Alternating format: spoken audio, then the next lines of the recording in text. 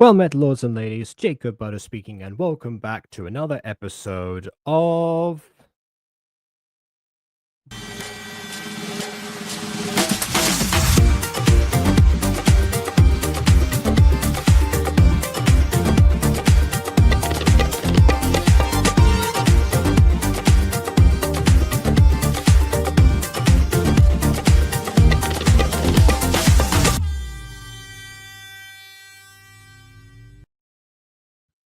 Yeah, there's something wrong with my camera today. Don't know what's going on there. Backup camera it is. Hello, everyone. So yeah, apparently people are trying to mimic the description here, which I am glad about because it's one that I'm quite proud of, and I know that sometimes it is worth reading the description of these videos. So if anyone missed it, the description reads, I can verily vouch that our vexing villains are up to something in the venerable city of Vienna. Jonny placed his latest video within the vision of this viewer base, vying for our validation. Today, we verify his artistic virtue. And yes, if you want to know how to do that, all it requires is a variety of vocabulary and a little bit of a virtuous verboseness. There you go. I think that's enough. I think I've exhausted that. I've run it dry, so there you go. All right. And guess what? I need to plug in immediately. So, you know, all of that confidence and full starts is going to be met with another one, which is fantastic. I'm sure that Jonny is very grateful right now. Oh my goodness.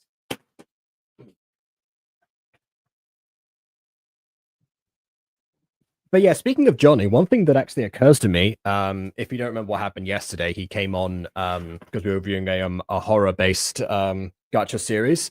And he's also got one that he's in the works, and he wanted to see what things he could actually take from it, and of course what not to, because it is gacha review after all. But yeah, to be honest, actually, he was also there to point out that Eurovision Pops is a new episode, which is this one, so we can not only help him out with suggestions from that video, but also suggestions from this one, from his own content. Let's see what kind of things are. Going on. Also, it's not a doorstop that was there. It was actually just a table, basically, because it's a wooden table that it's on. So, yeah, pretty much. Let's head back on to visibility, and now it's fixed. Well, okay. I'll give it a go. Let's see.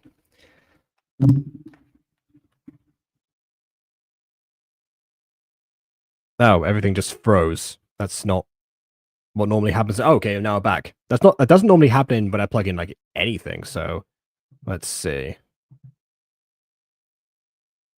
Okay, yeah, no, we're good. I still don't get why this was like so much darker than the other version. It was just trying to isolate the light towards a source. Not acknowledge the fact that my face, of course, casts a natural shadow, so it kind of just invalidates that whole thing. But anyway, it tries. And we're going to try to get this on the road, I think. So, without further ado, on with the review. Also, I have tea with me. All right. Oh, that's right.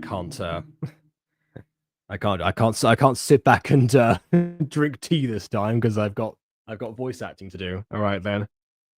Ah, girls, you won't believe where I'm going. I'm taking Thomas to go see. Also, I used to have doorsteps when I was a kid, but we don't really have that many doorstops in this house. Certainly not in this room, anyway.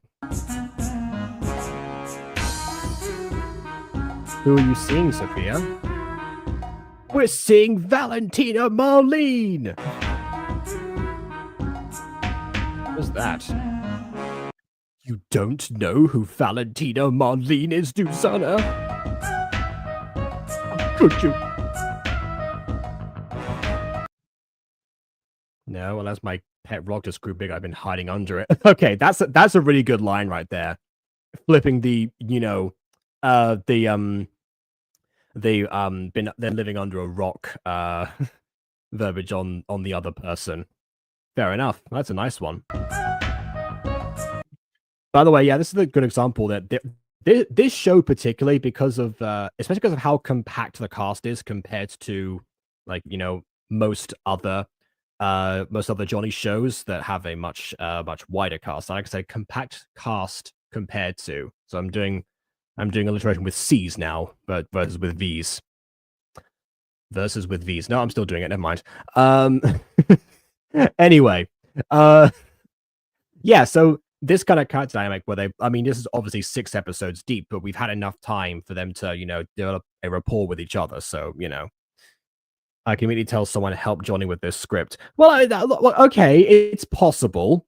I don't know. I'm trying to give him credit for you know, just in case. But you are right. We can probably check that. To be honest, I'm sure that if there is a person who assisted with this script, that they will most likely have been credited for doing so. So let's see. Let's check.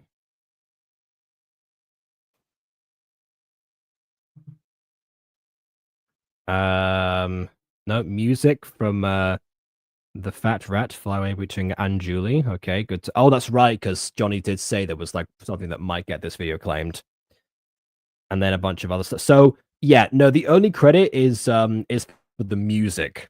So, to my knowledge, the script is all from Johnny. Maybe not. Maybe he's got a credit missing that he's got to put in there. But for now, that's what I can guess.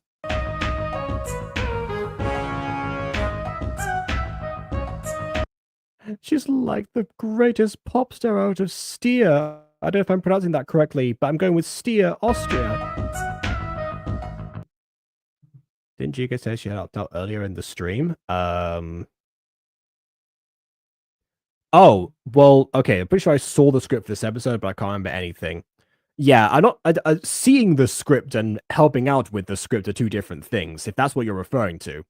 If not, there is a thing, by the way, that sometimes when you start the stream, it erases all of the chat that was in like there before the moment you press start stream. So sometimes I can't see things that people have put on there while it's still on the stream starting soon page. Okay, never mind. All right. But hey, if you did see the scripts, Ghost Kitty, then maybe maybe the document actually has tells you who made what edits, for example. But again, to my knowledge, it's all Johnny so far.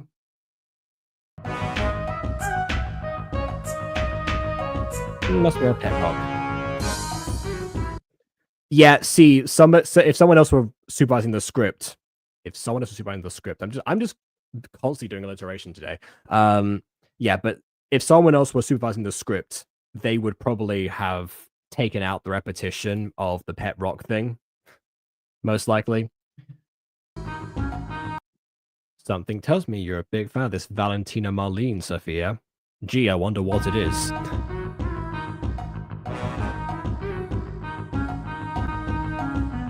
I am. She's so talented.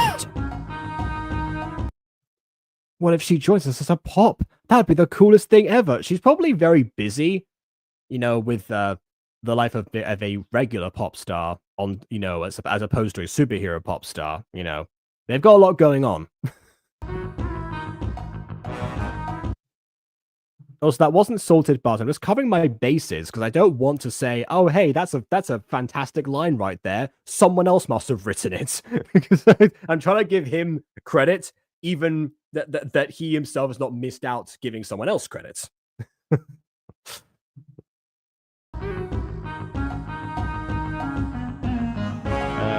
What time is Valentina's concert?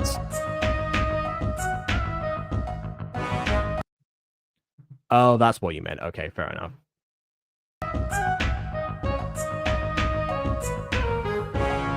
Thomas, I'm late. Okay, that's an interesting tactic right there. It's that showing the time on the phone, but not actually saying when the concert's supposed to start.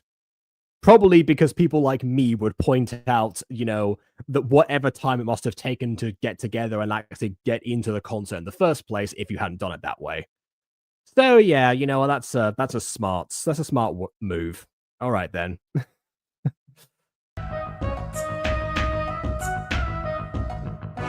Classic. Johnny. Come on. Come on.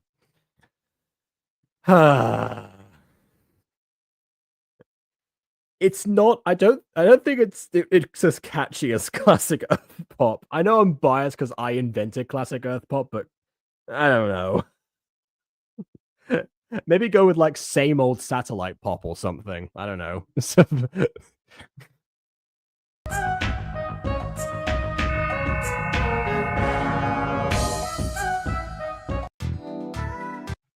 Anyway, is it Thomas? Where are you? It's dark outside now. I've arrived. I am standing outside gate C. That's where our tickets told us to go. Yes.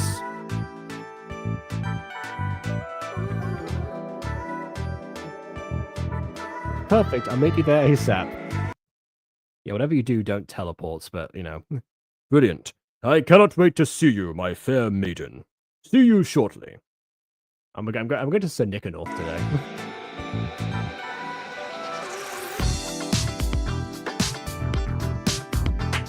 Bye. You know, this kind of music could actually be like, you know, non-diegetic, like part of the actual score, or it could be diegetic, and that's just what we hear from the stadium. Sophia apparently has a glow stick now. Yeah, like that's actually, you know, we did point this out, I think, with the video from yesterday, where oh wait, no, it was the video 2 days ago actually, where the background tint was applied, but not to the characters, with the character tint to match, and that being a stylistic choice. So yeah, I guess I guess there's not the only person to make that choice. Anyway, I can't wait for my concert, and it's where the Eurovision Song Contest is headed for year 70.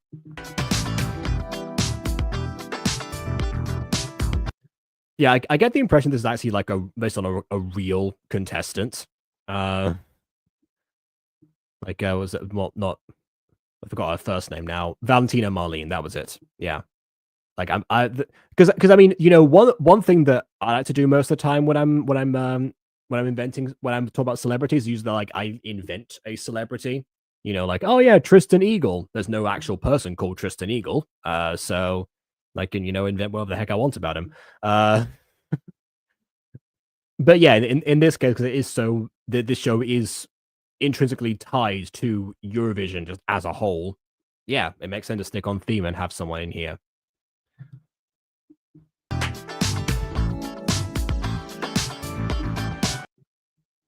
Honestly, there are a couple of ideas that we've had for as far as you know, like musical performers in Mistress of Occulta. Actually, maybe we should have Jonny come in, like, you know, like guest DM or guest assistant DM or something at some stage. I have to talk to him about that.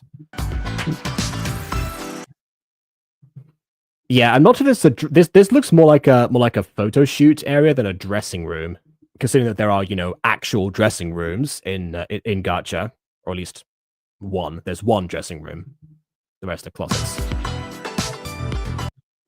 My mother's made me mash my M&Ms. Oh, okay, that's an actual deliberate alliteration moment, because it's a tongue twister. Got it. Fun fact, apparently there is actually a band, I forget which band it actually is, that insists on having a bowl of green M&Ms before every concert. And the reason they do that is because they send out a contract based on like to the whole like management of whichever venue they're in. And to make sure they've read it thoroughly, they add the green M&Ms thing in there, so that they know that if someone gives them green M&Ms, they've read the whole contract with all their safety things and everything. And if they don't, then they know they've skipped on it. That was their tactic. I don't know which band that was, but I'm sure if you look up green M&Ms, you know, band contract or something, it'll probably come up. Oh, was it Van Halen? Okay, do you know what? I don't know, but it could be, yeah.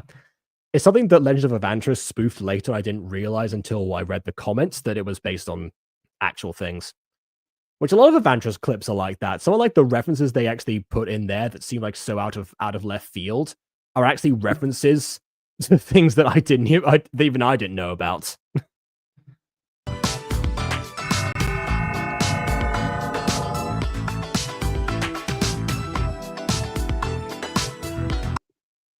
My mother made me mash my M&Ms. Your mother should make you mash Majesty before she recruits you.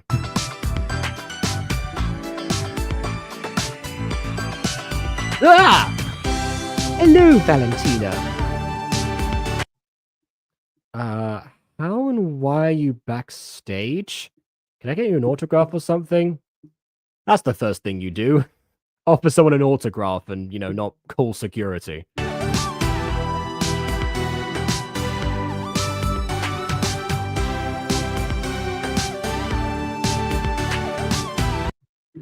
No, thank you. I'm just here to help you complete your destiny. I'm starting to think that Valentina Mully is in fact not a real contestant, and I might have just jumped the gun on that one earlier. Okay, sure. Fair enough. It does kind of make sense that Majesty would try to recruit somebody to, replace Talia, even though it has been quite a number of episodes actually since that happened. So yeah, okay, fair enough. I will say, of course, it's still a risky move because how the compact cast has helped Jonny rather than hindered him up until this point. But hey, we'll see. What if someone else and told you we're there to help you complete your destiny? Probably some variation of what Bilbo Baggins did, just with a few less good mornings.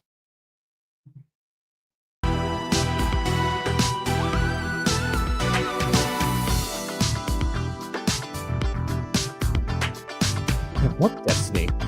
A destiny to become a member of the Eurovision Pops. Because your life as an actual pop star was not complicated enough already.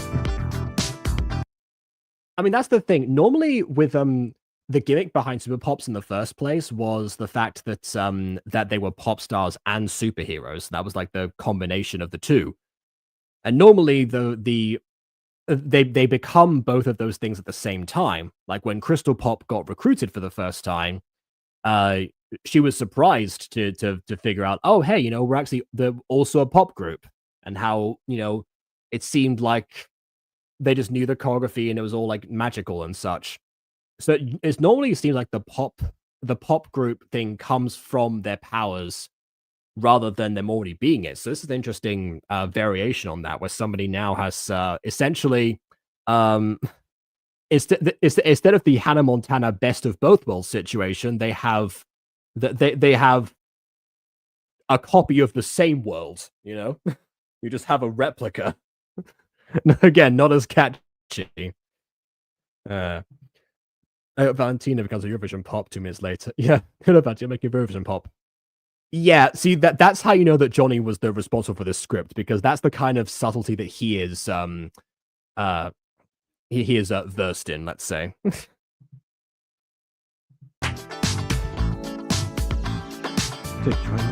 To join the Eurovision Pops?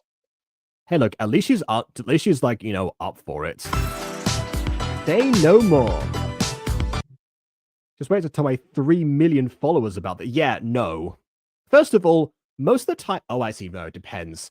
Because I was gonna say, like, for most, like, like famous pop stars, they have far more than 3 million followers. But I just realized that depending on like how internationally known Valentina is at this point, she might not have a lot of them like outside of Austria, let's say, which obviously is like, very localized compared to the rest of the world. I don't know. It depends. I remember there was actually one there was one guy that I went to drama school with who was Icelandic, and he mentioned to me that he actually has one of the biggest followings on Twitter of any Icelandic account, which was a flex back in 2018. I don't know what the state of it is right now. But yeah, like he said that the following was not that vast when compared to like anywhere else, but compared to other Icelandic channels, definitely so. So yeah, maybe it's like one of those situations. Did I not? I'm sure I've mentioned this before, like a couple of times at least. Like every now and then it comes up. So yeah, not my intention to keep it a secret.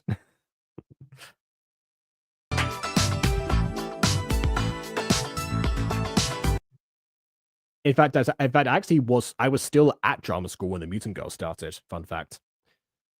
I almost recruited the members of that drama school as the voice actors, but I realized I was only going to know them for a couple of extra months after that, so I went with the Discord approach instead. Definitely the right decision. Anyways, no, please don't. You must keep your new identity as a Eurovision pop a complete secret. So naturally, I chose a famous person to conceal their identity because I'm a very smart individual.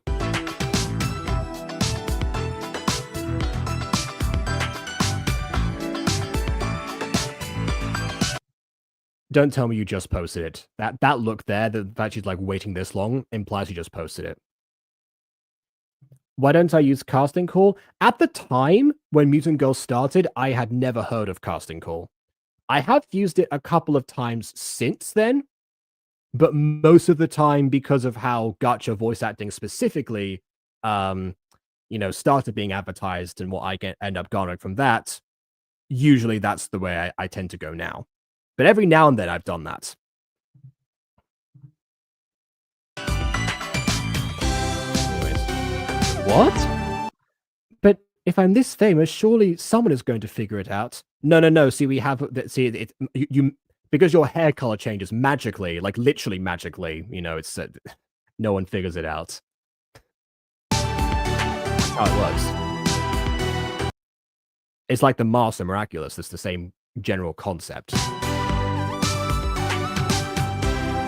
Even if I do keep it a secret. Well, then you've got no need to post it then. Well, in the unusual case that does happen, cut to all the jazz pops getting exposed on the boat. Anyway, in the usual case that does happen, I guess a memory wipe would suffice.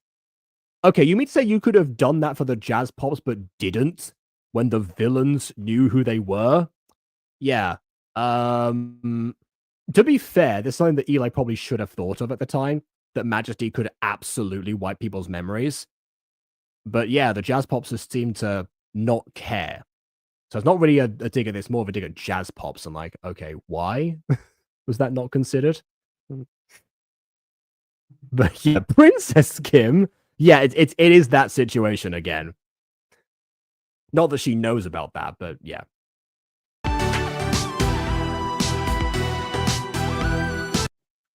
The problem is that if someone finds out about it and then posts about it online, they will the damage is done. You can't.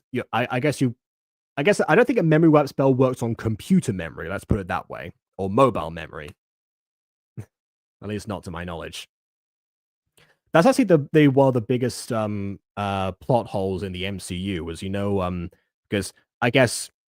Spoilers for I'm doing this again. So I'm gonna spoil a major movie that came out multiple years ago, but just in case, next time I do this is when I'll stop talking about spoilers. So yeah, go ahead. Spoilers engaging.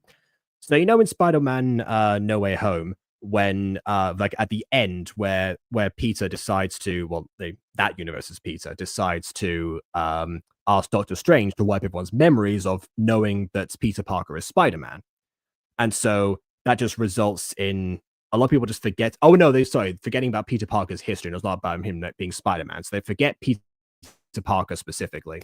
But then, of course, it doesn't go into the details about all of the social media posts or the news footage or anything. So that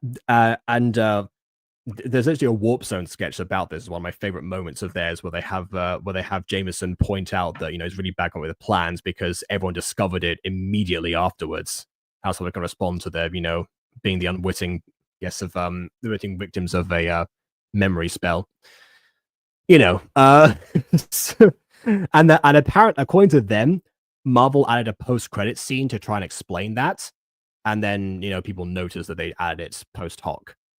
So yeah, basically, when it comes to archival footage, that seems to be the kryptonite of most memory spells, to use a DC term to describe a Marvel problem. Anyway, there you go. Spoilers over. Continuing.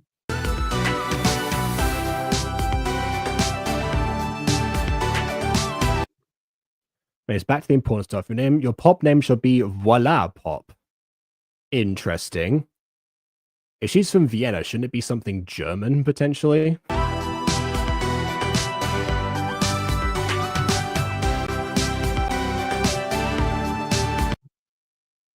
Awesome. It sounds like I'm a magician. Yeah, or you're just saying or just saying, look over there. Yeah. That's my point. That's my point. That should be something in German, theoretically speaking.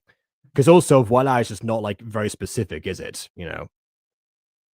And it's like, oh yeah. Oh yeah, welcome this hello, there it is, Pop, you know. Or see there, literally. Only, have you let the other Eurovision Pops know that I'm joining the team? I never let anyone know about anything. I just do things. I am Fae. I am God. I am Mother.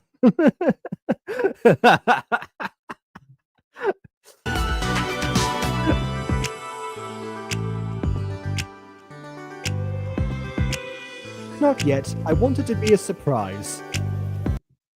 Hopefully one of them is a huge fan of yours and therefore will be absolutely on board with having you on the team unexpectedly.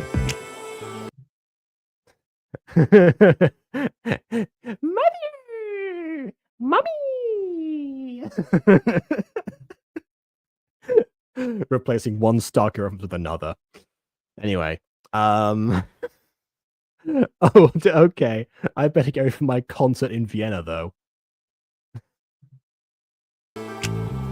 I know she's from Steel, Austria, so maybe that's... But it's that... I guess they might speak French there? I'm not sure. Okay, I have made that reference multiple times. Much like the drama school thing, this isn't new. It starts in... Oh, okay. Nope, never mind. Forget what I said earlier about Jonny obscuring the times people like me wouldn't comment on it. They can now figure out exactly. So it was 4:55 last time that we were there, so to give ourselves half an hour to show up to the concert, assuming that this is like a mega star and it would take forever to like get the lines in and everyone involved, they would probably still be at the admission gates at the time that the concert starts at 5:30. There we go. Thank you, Jonny, for making my job so easy now. Wait, before you go, I want to give you your pop ring. This is how we'll connect with you. Yes, please. Wear your pop ring untested right before your debut as a pop in front of a bunch of cameras presumably filming you and an audience of very keen-eyed observers analyzing your every move. All right then.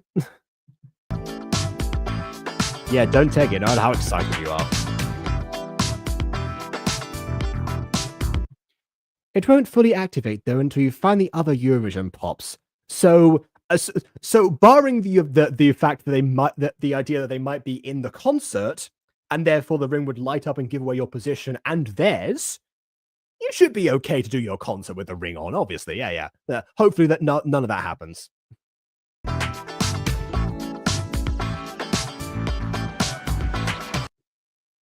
Oh, never mind. One of them is in fact attending the concert, so it will in fact activate when they're there. Maybe it's like a proximity thing. Maybe she'll be like in the back row or something. Although to be fair, knowing Jonny, there won't be that many extras, so she'll probably be in like near the front. But anyway. Oh, you said Paul. Okay, you have something to say. All right, fair enough. It's not often that the live chat requests a pause specifically, but please go for it. Especially after the complaints about the pauses yesterday, might as well. Gives me time to sip a bit of tea.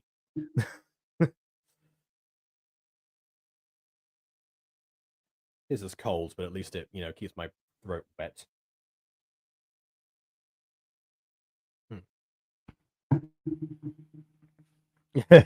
Why are you pausing? Nah, it's got to be in, I don't know, in Tamsanese for it to be for it to be an accurate impression.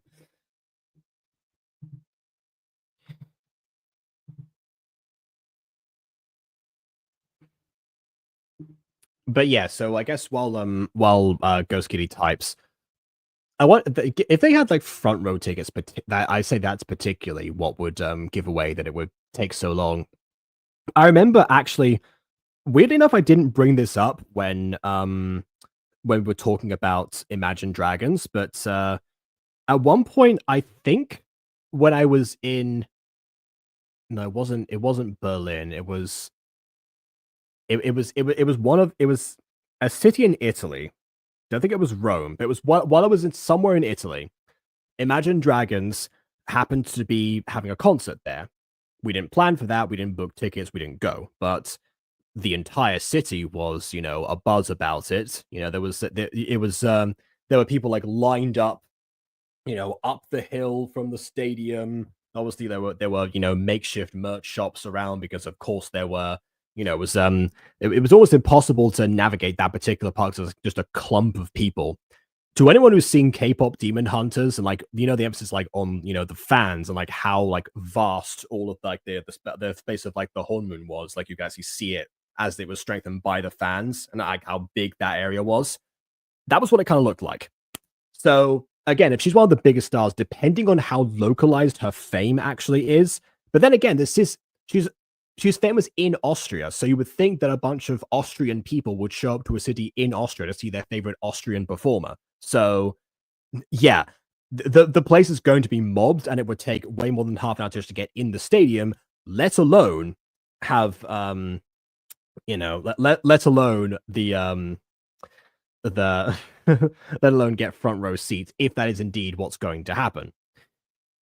Also, we didn't go to Verona, unfortunately. Yeah, and it wasn't Venice. If there were that many people in Venice at any point, the city would have sunk, which actually wouldn't be that much of a tragedy aside from the people that, as long as people survived it, forget the city, save the people. Pause. You can't, Jacob. Yeah, your Tanzanese is pretty good, I think. Yeah. Okay, I've given Ghost Kitty a long time to write something. I feel like we Oh wait, never. Okay, there was something gotta be specific. No, that was earlier. Never mind. I gave Ghost Kitty a long time to write something there. I feel like we should probably continue. Also, yeah. Oh, okay. Hold on.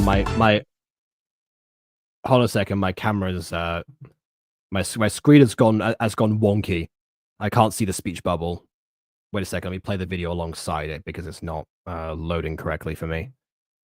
Where are we? What's the dialogue?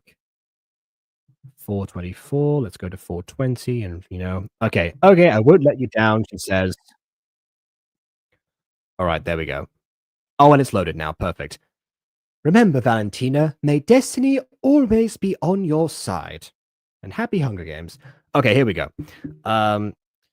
Where did I add something within the script?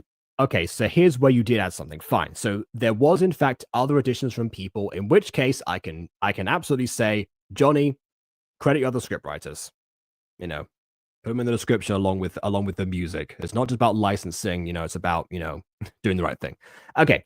On that topic, so yeah, original script Majesty and Sophia and Thomas's names here, but then I pointed out that Valentina wouldn't know their names because the identities of the Eurovision pops are public knowledge, or I guess aren't public knowledge. And it wouldn't make sense for Valentina to understand Majesty when she said Sophia and Thomas, so it was changed to one of them attending a concert with her boyfriend was the line. Okay. Those are the two, but yeah, okay. So okay, you know what? That makes perfect sense, and I'm glad that that Jonny is at least having people like consult over the script. I guess if you didn't technically write that down, but you say it was changed, then I suppose. But hey, you could definitely be credited as a script consultant at the very least. That's what I would do in that situation.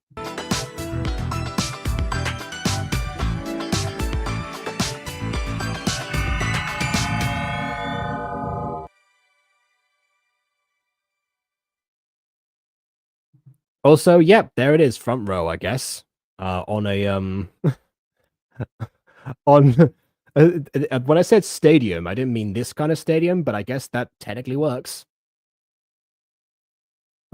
Hello, my fair maiden. I like how I guess maybe they got front row tickets because this is the prince and he can probably get VIP treatment very easily. That might be why they're down there with only a few other people and everyone else is in the crowd. Possibly. Are you ready to see Valentina? Her fate is sealed. Yeah. Indeed, I cannot wait.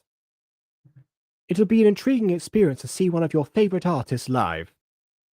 This character reminds me a lot of Prince James from Super Pops, which I guess he probably is somewhat inspired by that because especially like in the dialogue. So I'll give credit here that he is appropriately formal in comparison to everyone else, because normally with Jonny's royal families, they most of the time speak relatively similarly to everyone else, especially the ones who either used to be pops or are then recruited, because sometimes the other way around. So yeah, that's some nice attention to detail there, and a good inspiration to draw from is obviously the first example of royalty that we had in the series, with the exception of the two that were later revealed to be princesses. But what I mean is, the first one who was like outwardly a prince.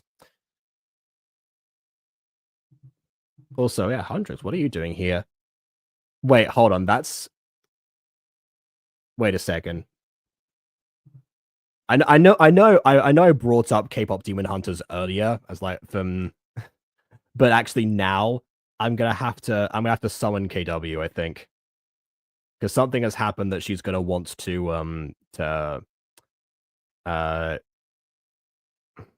weigh in on, I think. Couldn't find KW, but I found KW, which is Cosmic / Diso, who also hasn't been here in like a week or so. Interesting.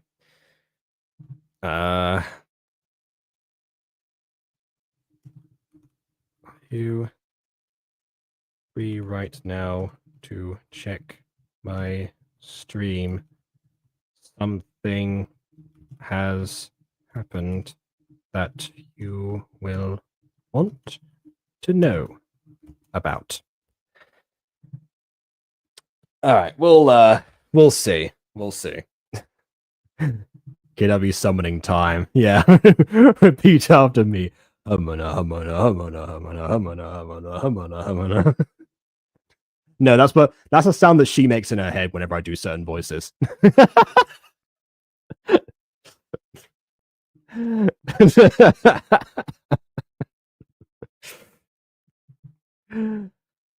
Oh, good grief. I'm sending her a caption of this.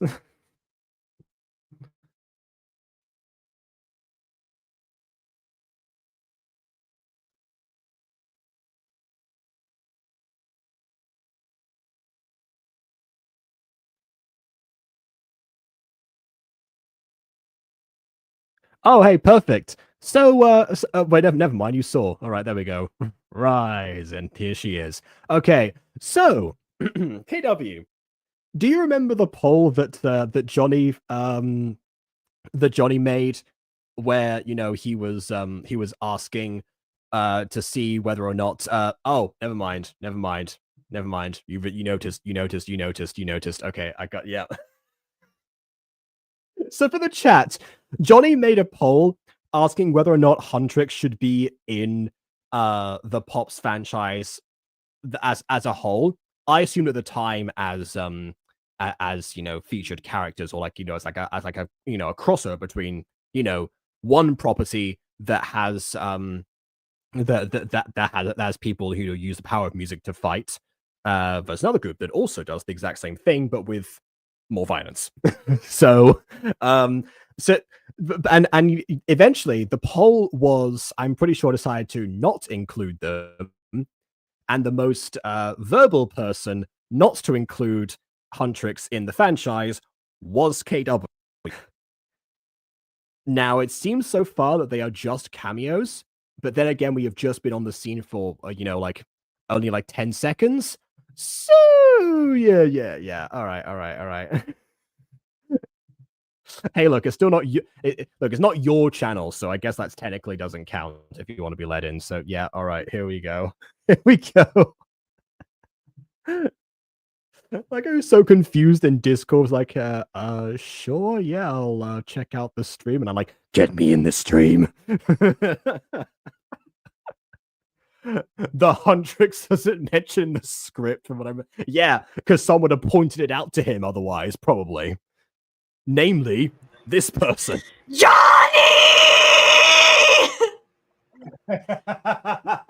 You made the poll, and people chose no for many, many reasons. The Huntrix girls, the Sancho boys, do not belong in this universe. Do you just ignore the poll and decide to do whatever you want? Like, Jonny, if you really wanted to put the Huntress girls in this series, then don't make the freaking poll because you basically lied to us. I am mad that you freaking lied. Yeah, no, I don't mind that Huntrix are in this at all. What I mind is the fact that he made a poll and then went against the will of the people when he specifically asked for it. I even GM Jacob. Yeah. I even GM Jacob explained my issues with the Huntrix girls being in the pop universe. It doesn't make sense to me. But I would not be upset if, for example, Jacob thinks it makes sense because obviously people are going to have different opinions. I'm not going to be upset with that. Yeah. But it's just like, if all people said no, then no means no. Mm-hmm. It's not lying. He just doesn't care. Yeah, you're right, but I'm just. I mean, I would say that it's both, right? Yeah, I'd say it's both. It's lying and he doesn't care. Yeah, it's both. It's like, Jonny, how am I supposed to trust with any of your polls now? Because I don't know what you're going to do. You basically told us not to trust your polls. Because now you're just like, I'm just giving you a poll, but I don't care what's going to happen to poll because I'm going to choose whatever I want. And so it's just like,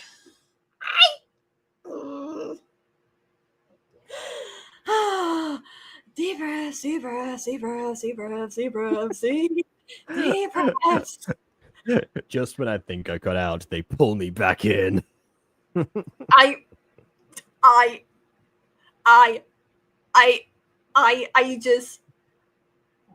just like he was saying, like, again, he like you said, he doesn't care, but he was technically live. Like Jonny, like Paul said. Yeah, it's just like, wait, hold on. How does that work? YouTube polls don't tell you who voted for what specifically. No. In the pop server.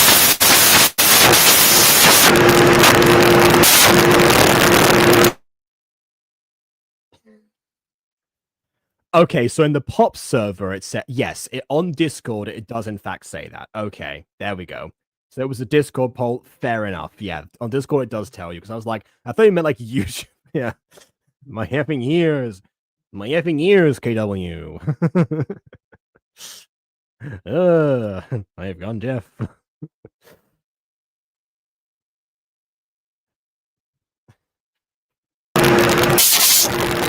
Nope, still not working.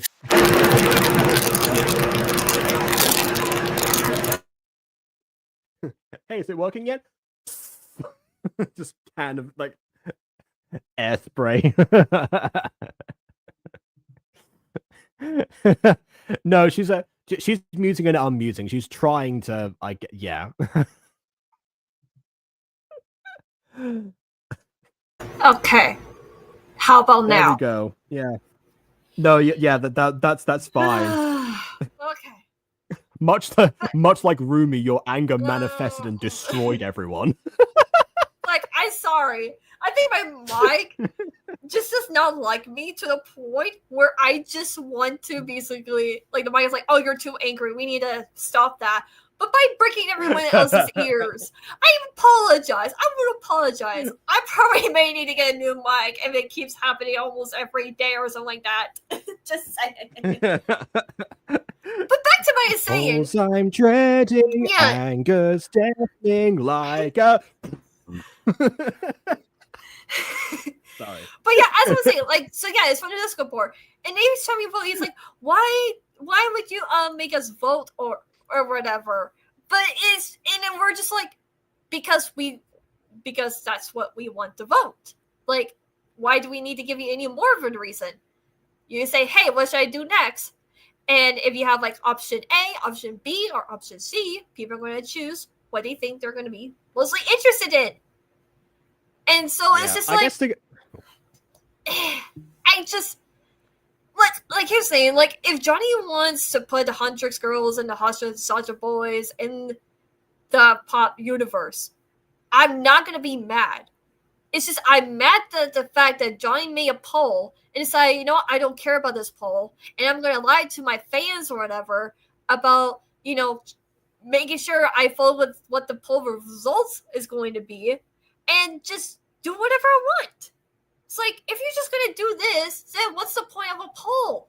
I don't understand this. Like, this is why I'm just kind of mad, because it's like, you gave us choices. Most of us voted no for a lot of reasons, and then you just went behind our backs.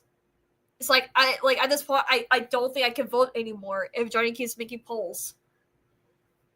Yeah, that's the unfortunate fallout of this, because I mean, you know, like Jonny actually asking for people's input, you know, on paper is a great thing. Like, I remember those streams that he used to do where, you know, he would like edit videos like you know, at the same time, and like, you know, sometimes accept suggestions or not, depending on, because he didn't have a script at that point, so, you know, it worked at the time. Here's Yeah, and also just the voting in general, like, you know, YouTube community tabs and polls is a great way to market yourself and your channel, actually, and get people, you know, and get your fan base engaged, but not when people are going to think now their engagement doesn't matter. So he's really like shot himself in the foot here, essentially.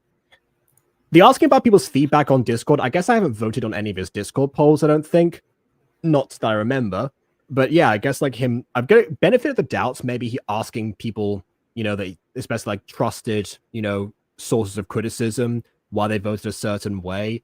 He's probably just, you know, trying to, I guess, like, you know, understand and like, you know, get more detailed feedback. Maybe that's it. But yeah, it doesn't help when it goes against the feedback anyway, so that's just null and void, really. Also, to answer Ron's question, because Spawn asked, here's a possibly stupid question. Does a creator have to follow the poll votes, or is this just not customary? It's usually customary to like go with what the people have voted for and whatnot. That's why I do a lot of votes, because I'm curious what people would like to see. For example, the whole reason why we did that surprise stream of Baldur's Gate or whatever, where you just create a new character for fun, because I asked, hey, do you want to do a surprise Baldur's Gate 3 stream where I just do the heck whatever I want or whatever, because, you know, it's a surprise stream, or I just put the name Sunderland, but a lot of people who've been watching my Baldur's Gate 3 streams know who that character is, and so I asked, or do you just want to watch me play Sunderland, you know, so that's why just the name Sunderland, and a lot of people said surprise Baldur's Gate 3 stream. I was like, okay, so people want a surprise stream, then I will do a surprise Baldur's Gate stream. And honestly, it worked, because, not gonna lie, it was fun, because the shark images and whatnot, like, everyone literally made my day on that stream. Like, it was such fun. It was quite a surprise.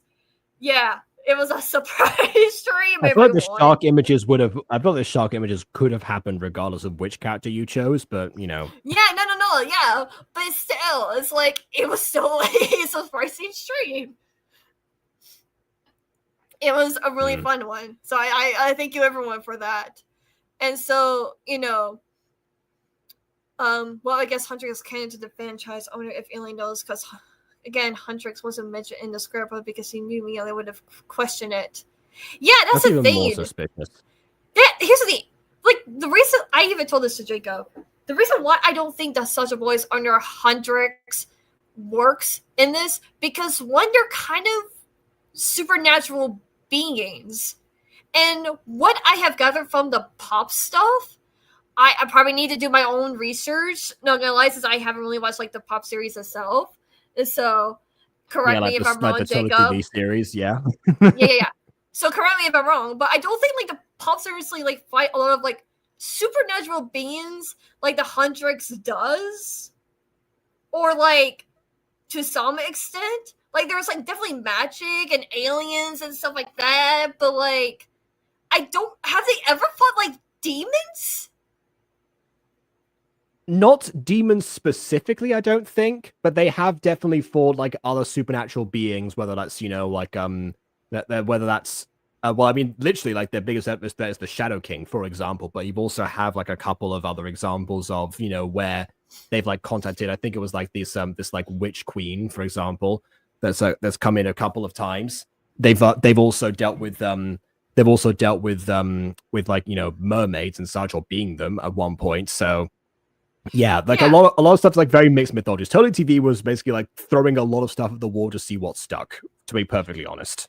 So yeah, plenty of supernatural creatures, but probably demons was a bit too much for their target audience. Yeah, and but they would fit in the franchise, at least what I thought. And also because like since I was also into like the world of K-pop and whatnot, because I mean I saw ATEEZ, which is a K-pop group, at a concert, and so like they put a lot of effort with K-pop demons of like Korean folklore and the culture itself regarding K-pop and whatnot and everything like that. And so it's just kind of hard for me to figure out how the way that would work, K-pop demon hunters with the pop universe, because they're so like, while they have similar ideas and concepts, I feel like it doesn't really mix well because of the story that we have with K-pop demon hunters versus like the story and lore that we have in the pop universe. I feel like it doesn't mesh well. Again, this is just my opinion, and Jacob can honestly disagree with me because he see it. I did, whereas when you mentioned it at the time. Yeah, because I mean, although I do see where you're coming from, but it also applies to the characters like like the existing miraculous characters, because people really don't like acknowledge this that this much, but yeah, but miraculous is like usually very, very tied to the city of Paris and to French culture. People don't realize like how French it actually is and how many like actual references to French culture they have in there, even pop culture literally. episodes. Literally. So if we already have a version of the characters that doesn't go against that, but also doesn't like fully embrace it to the extent that the original source material does, then surely the same thing would happen to Huntress. I thought it wouldn't fly in the face of the Korean culture, but it would, but it just wouldn't end up being like as prominent as it was in the source material that was directly trying to push it forward. Like, because here's the thing, where it's kind of a mix of lot of stuff. Because here's the thing too, is that as well, because like we go to the last thing I will probably say, so you can continue your the stream, because I don't want to take a lot of your time as well. It's just like, well, mostly what we hear with K-pop demon hunters was like mainly with the English casting, but behind the scenes wise, if you pay attention to like the animation of like the lips, their lips kind of like, in a sense, like curl or whatever, as if it looks like they're speaking Korean. Now, I'm not saying that they can't like speak English, because a lot of K-pop artists do from time to time speak English, but it's a very hard language for them to learn. So they only use like certain phrases from time to time, or keep it nice and short. So like, I don't necessarily see like the like Huntrix or such boys not like speaking, like I don't see any issue with them speaking English or anything like that. I'm just trying to understand like if like okay, so are you trying to say that because obviously, well, there's a thing in media called the translation convention, right? Where it's generally understood that anyone who's speaking like a particular language to each other, you can translate it to any language, and they still like the ideas that they're speaking to each other. Whereas if somebody else came in that wasn't speaking that, sometimes they'll switch to whatever the original language was in the first place, or they will pretend not to know. Or in the case of a certain British comedy, they'll put on heavy accents of the characters, and then they'll pretend that makes a difference as what language they're talking, and they just exaggerate all of them. So there are different ways. So I'm guessing. So are you saying that like because there's a lot of stuff that Hunters would be doing here would take place outside of Korea, like how here they're in Austria, for example, that then them speak that if they spoke English, they would have to speak it like how the average Korean person who hasn't lived outside of Korea would speak it. Is that what you're trying to get at? Yeah. And plus, like, also like, I guess with the exception of the one who lived in the US, whose name I'm forgetting right now, Rumi, Mira, and It's the one I really liked as well. Zoe. It's my Zoe, favorite Zoe, one. I Zoe. keep forgetting her name. Zoe. Yeah. Yeah. The one I relate to the most, and I forget her name all the time. I don't know why, but yeah, Yeah, except no, for it's also Zoe, her. who obviously lived in the US. But yeah, And like also like for example, like when I went to a Stray Kids concert for a second time, like a few years back, because I was also into Stray Kids, another K-pop group. They had translators to help them translate what they're saying in Korean, because some of them are not very much comfortable speaking English because they're still like learning it, and still like feeling a little bit embarrassed that would they be say something wrong. that would be hilarious if like during a mission they brought their translator along with. What was they bring Bobby with them on the mission because he's the I know your secret now and I'm deeply traumatized, but I'm behind you all the way, Huntrix. I didn't sign up for this. No, you would probably make a good Bobby if you ever like get a chance to voice act as Bobby, not gonna lie. Well, given that I guess Huntrix are a part of this, maybe Bobby is around somewhere in the world. So hey, Jonny, now that you've made your bed and are currently lying in it, yeah, if you need a Bobby, I've got you, I guess. All right. Yeah. Yeah.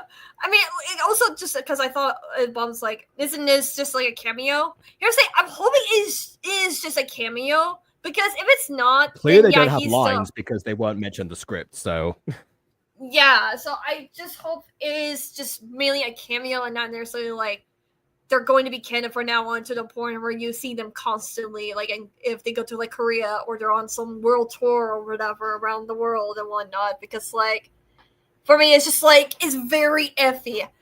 I probably will try to keep it an open mind. That. Yeah, no, I'll try to keep an open mind, but if I see something wrong, Jonny, you better watch out. All right, well, there you go. So there you go. I don't think I have anything else to say. Not gonna lie. No, that's fair. You know, the point has definitely been made. So yes, thank you for coming out of your break to. No problem. No problem. Yeah. Yes, I'm doing a bit better, by the way, but yeah, so I want to at least give it a little bit more time because it's still very, very recent. Anyone ready for that? I am so ready. I am pumped. I am so ready. I don't know why, but I'm so ready. Oh my God. Goodness, yeah. I'll be lurking, but yeah, there you go. That should be that. All right. That should be a new thing, what you're by the gonna way. That's supposed to be a new thing, by the way. Live chat member says catchphrase rather than just the VCers. Yeah. But yeah, I'll be lurking, to see what's gonna happen next. But yeah, going to disappear. This is my cameo. Bye-bye. My cameo out. Right. Wait, hold on. I guess you could say that Jonny wasn't ready for the takedown. Okay, moving on. They pray the honeymoon is 2 or about to be dealing with a big demonic issue. Well, they might have already dealt with it. They made the golden honeymoon at the end, didn't they? Oh wait, forgot. I should have done that. Sorry, everyone. Anyways, and to learn a bit more about your music taste. I'm glad you heard that because it was like the second after you left, it's like, oh dang it.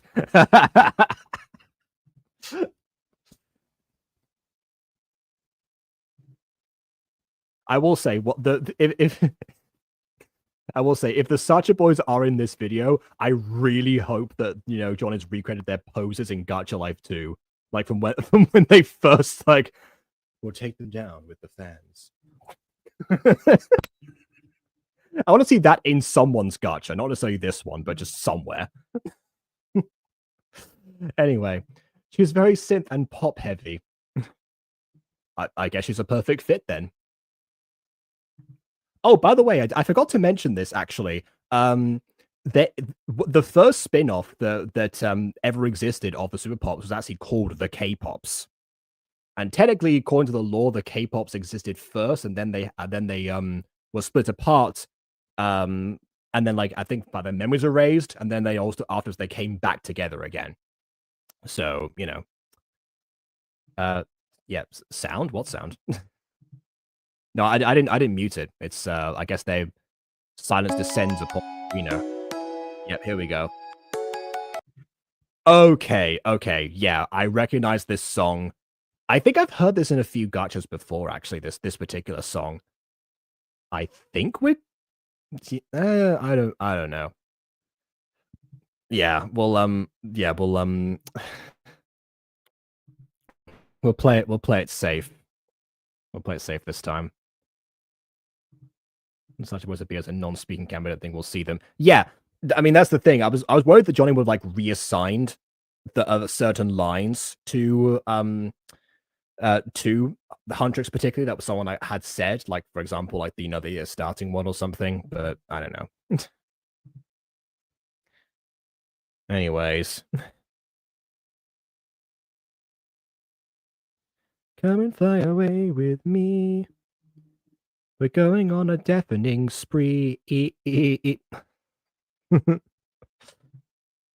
want to monetize the KW crash and might crash out. I don't think you're ready for the crash out. KW's microphone will cause me fear, cause it hurts my ears. Oh, she's still staying there. I thought she was I forgot to unpause. Nope. That's I guess you suspended the whole time. This was like the dress rehearsal of of the like final like Huntrix performance where Rumi's actually like swinging around on like the thing, but this like the dress rehearsal where they hadn't quite worked out how to swing it yet, so he was just suspended there. That didn't happen in the movie, by the way, but it should have. I might need to get a new mic. Potentially. It has happened. Actually, it hasn't happened a lot recently, but it's happened a couple of times. Actually, I'm not sure if it happens on your own streams. Although, yeah, you've got chat. People can tell you. Oh, okay. No, she's flying away. Come and fly away with me. I'm taken down by gravity.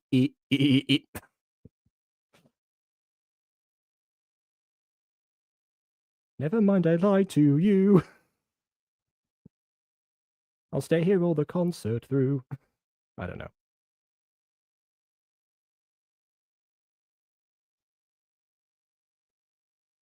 Oh, no, now she's back. All right, they just zapped her back into place. Of course.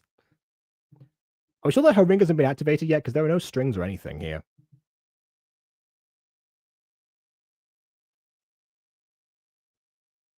Unless she really does have demon powers, yeah. Sing Nathaniel.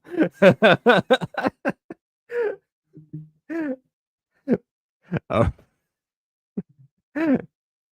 My back is gonna be so spelled my wrong. I don't know what hurts worse, the misspelling of my name or Bon's back. Oh, no, Bon's back, sorry. I mean, Valentina's back.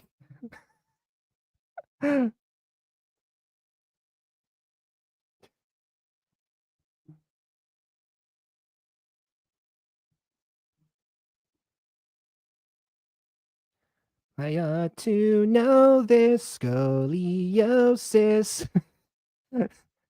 How my back will break. I finally landed, now I'm standing. Why's the room have to shake? There we go, I sang something. And I think she's almost done.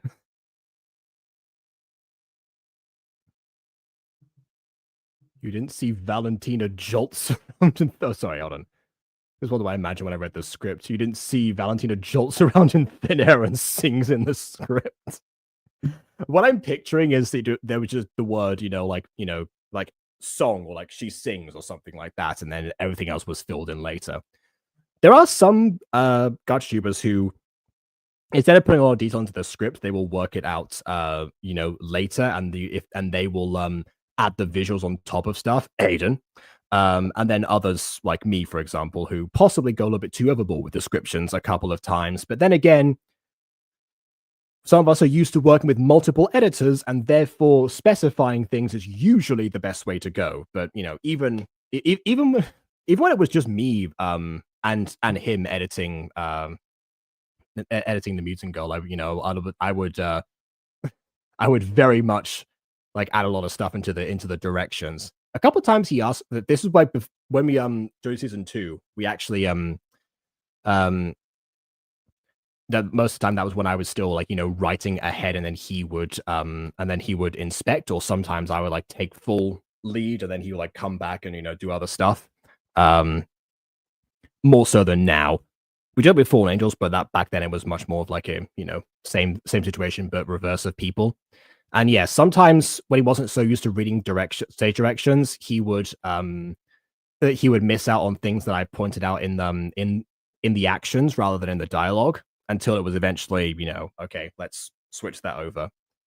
And nowadays, if I add too much detail into directions, I end up being assigned the scene in question to edit, usually. So, you know, these things happen. The back and forths that we end up going on. The script says Valentina sings Fly Away. She descends to stars and then floats around the stage and in the arena. Well, I mean, I guess that's technically sort of what's happening here. I guess because of lack of keyframing, it's, you know, kind of difficult. But even then, I would probably at least have her, you know, have a few like in between frames, like fly, fly, fly, fly, or something. A little bit of that. Discord's having problems, so if I don't see any new messages or anything, that's the same for you guys. That's why they're fixing it now. Okay, fair enough. Good to know. When we're out of live chats.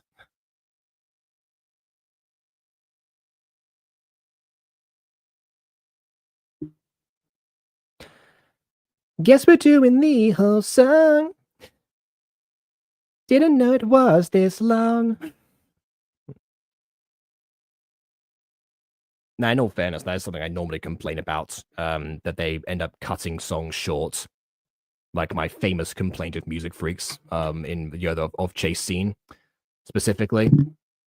Yeah, I guess the thing we're missing here is like some sort of accompanying visuals. Because here's the thing, with any performers, you know, K-pop or otherwise, it's usually like Jonny's great at doing choreography, for example, especially because, you know, he had the whole ballroom pops, you know, performances that were, you know, intended to be televised in you know, performance style anyway.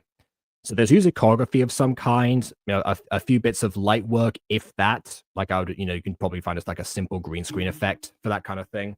But also or just you know, different angles, or maybe like a projection in the background or something. That might be an idea for the future, actually. Like, you know, film this on a green screen and then have like some sort of concert stage set up in the background. That could be interesting. But anyway, I think the song is done because she's closed her mouth. So let's see if we're still going. No, it's not. There we go. Brother, yes. Hey, Vienna! You want to have some fun with me?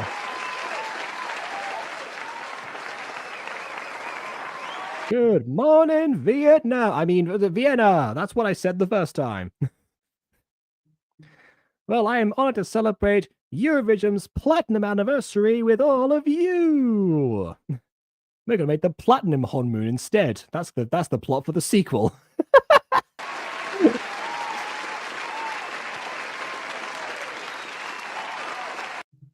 Where the golden honeymoon like keeps like, you know, nothing can pass through it. The platinum honeymoon just like absorbs any remaining demons out. Just like goes up. There you go. All right, there you go. You're welcome, Netflix.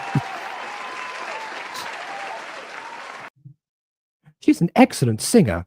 I really like the part where she sang. Okay.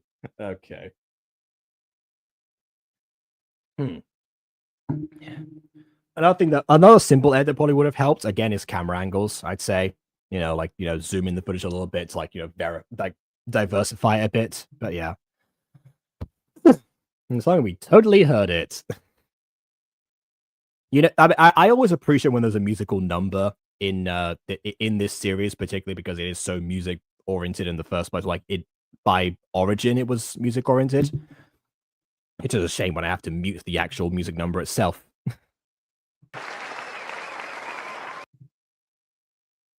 Wait, how is there Genu if Genu is dead? If that is Genu, I mean, maybe, but I don't know. Maybe maybe it isn't. Maybe it's actually a distant descendant of his sister. I don't know. Oh, well, you're talking about the prince. Okay, I thought you were talking about somebody else in the, yeah. Oh, Jamaica's without the crown. Prince Genu.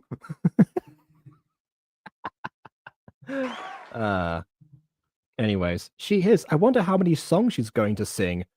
Well, considering we are just over a third of the way through this video, at least one more.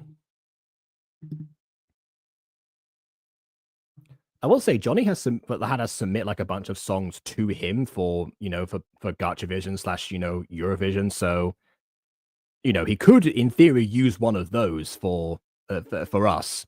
If that is the case, I'm sure an Eli song is coming up anytime now.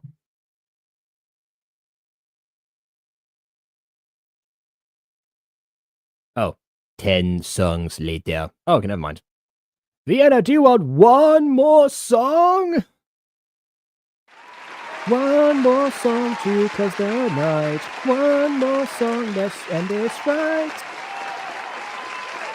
One more song, let's get a cup of tea. End this how it began for me. I don't know. Oh yes, my favorite. I was beginning to worry she wouldn't sing it. To be fair, that's a very valid concern in terms of there's a pop stuff. But oh wait, never mind. We're getting cold. Oh man, I was just about to end the concert. Well, I mean, all you know is that that the ring activated, right? As far as you're aware, that's not the danger sign. Maggie didn't tell you about that. I think that's the danger sign. Hang on, I'm getting a call. Not in the middle of my favorite song, too. Correction, at the beginning of your favorite song. Excuse you. Actually, I just read something else about Huntrix here. It would have been way funnier if they were like presented in like their disguises, like like the pink hoodie for Rumi, for example, that was like fully over her, like those disguises they used in public. Yeah, that would have been funny to see actually as well. Anyways, I'll be right back, fellas. I can't see the stage now. That'll disappoint the fans.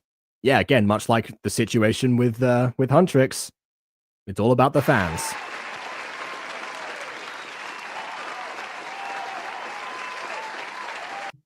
Happy fans, happy honeymoon. Anyway, maybe it'll be too suspicious. What should I do?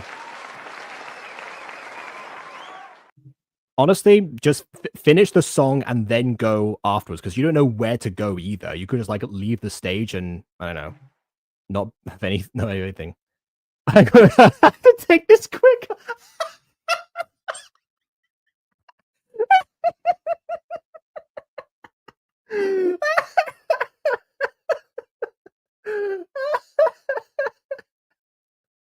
Can you imagine if this happened at a concert?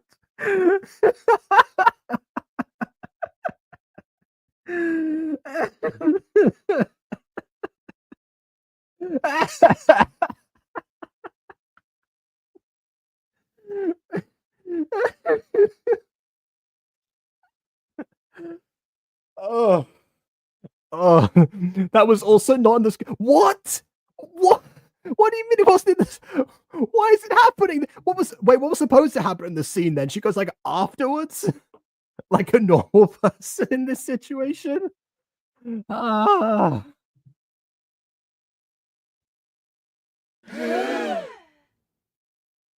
Yeah, what? Are they all supposed to wait from the promise of the last song that was presumably an encore that they wasn't actually part of the programming or like not framed as that? Like, yeah, Majesty, what is going on?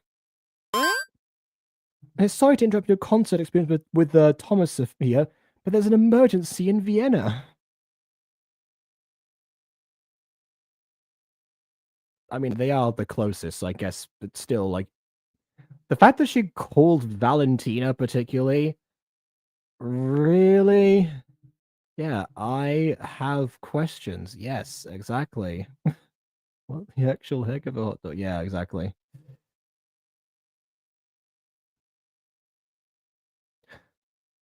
That's the most classic villain move ever! Okay, which is a bit Valentina singing my favorite song.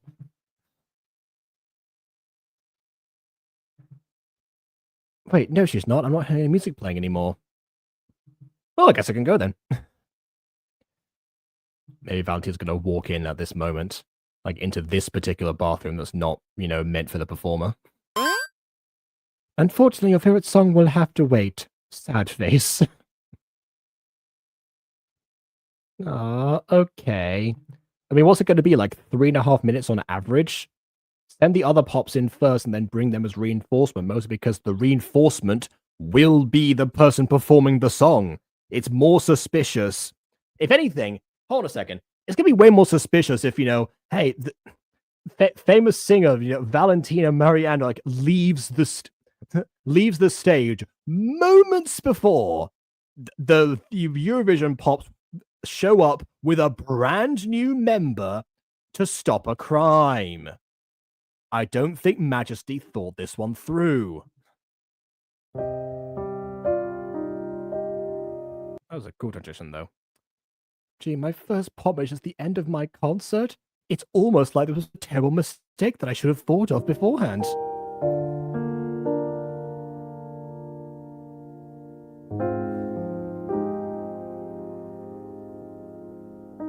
That's gotta be bad timing on my part. On Majesty's part. You did nothing wrong here. Majesty did not think about the implications, exactly. The scriptures cast Sophia in a safe place answering the call. Valentina doesn't say that line. God, okay, alright. Jonny. Although then again, I guess if Valentina is here, and I'm guessing the like interruption was part of it, so maybe it was still, but yeah, the call on the stage thing, that is just, that's too much. Like she could have said, unfortunately, we have no more time or anything, but, yeah. Yes, get the pillow, yeah. Jonny, do you miss me? Yes, Papa. Jonny, have you moved on yet? No, Papa. Yeah, exactly. And face one trying not to scream. Yeah, no, you get the pillow. I need this one for my back, actually. Because leaning forwards is, not good. For a long period of time. Okay. Eurovision pops. United Strong. They didn't tell you the phrase. How do you know the phrase?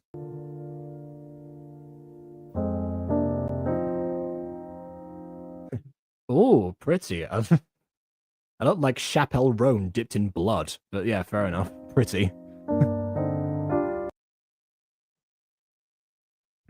Add to the bang. So, Harriet, what should we do with all this money?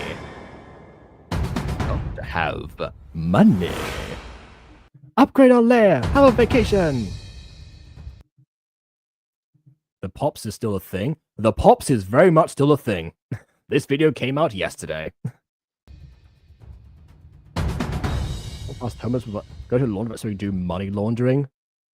That's okay. That also pretty decent joke there, and probably something that the bungers in the source material would say as well. They would get that wrong. Those sound evil. I love it. I can't translate that, unfortunately. But at least we're acknowledging the fact that they do speak German here rather than specifically French, like, you know, would be implied with voila pop. But you know. But hey, nice cameo from German Jonny, I suppose. Anyway, never! That's what villains do! What did he say? He wants us to give back the money. Ha! As it, I like how this background shows there's clearly like way more money they can actually like stash together, which is more realistic. So fair enough.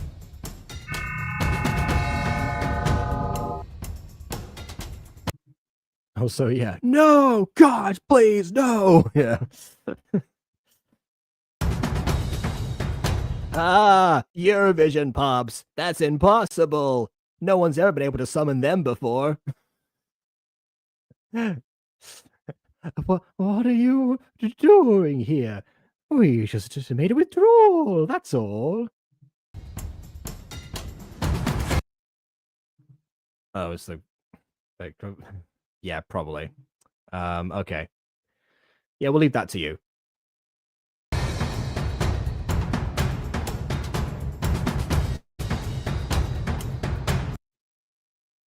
Weird country to be withdrawing it from.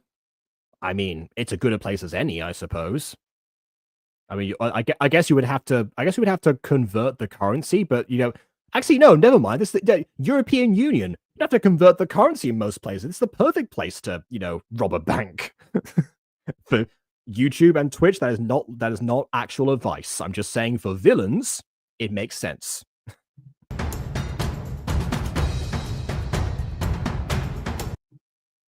What my friend is saying is that we took it out of our bank accounts. Yes, that's what making withdrawal means. Well done. Okay, come on, man, just give me back the money. Okay.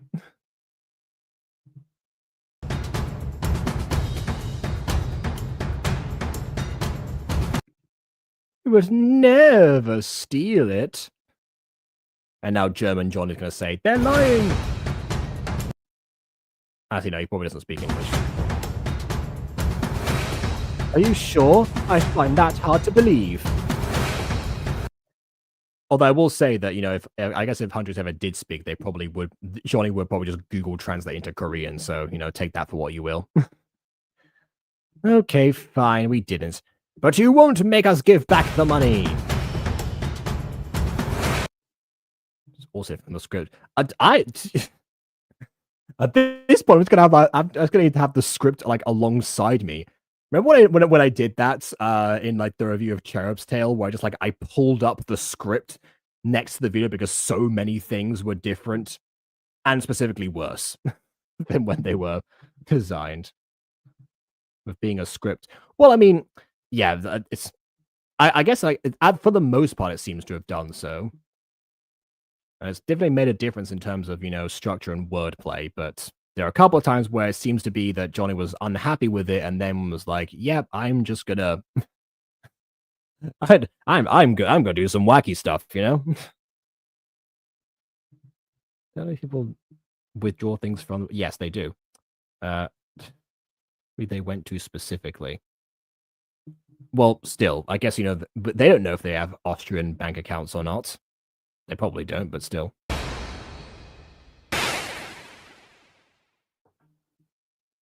Oh, okay. I guess when it's applied to 4 people, the attack is not lethal. Speaking of 4 people, that means that someone's going to come in as backup and save them. Classic Mermaid Melody setup, by the way. I am a ghost. I have to fly. But whatever, just go. Okay. Just okay. It's just a Luigi quote.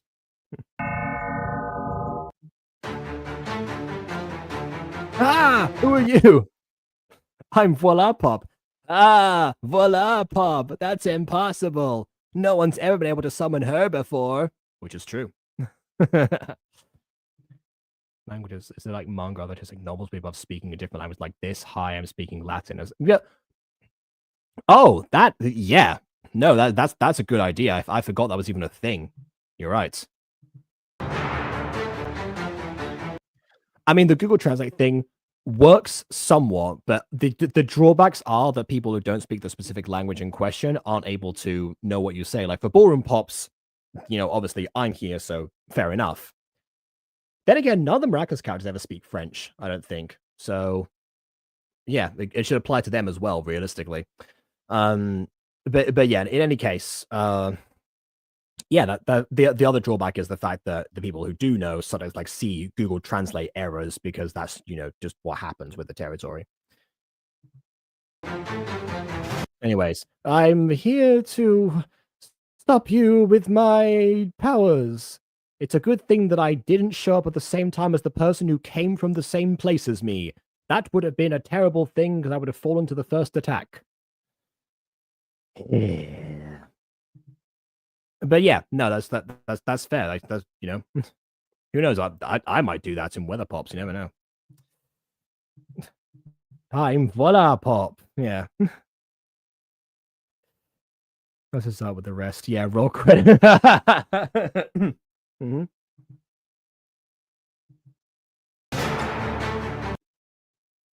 Yeah. Where is voila pop?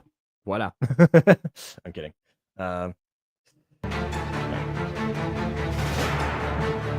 And I totally know what they are. That's almost a Hannah Montana quote, by the way. I have a whip and I have no idea how to use it. Oh, great. She must be a replacement for Talia. A new pop?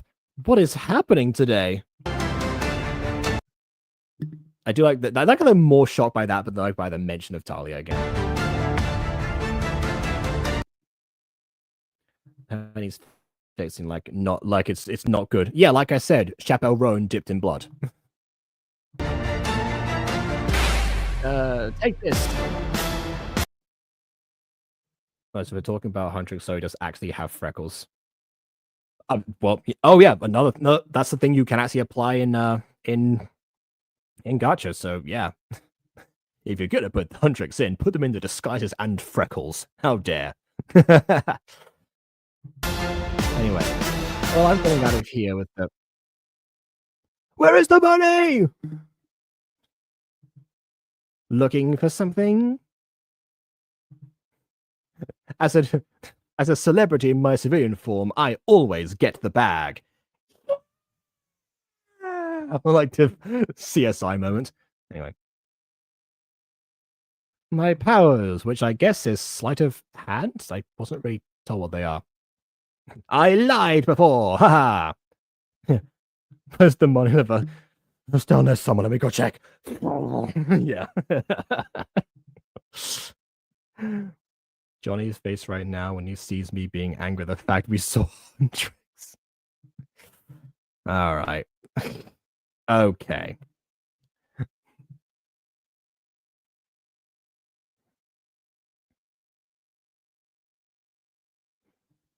By the way, the music is gone, so.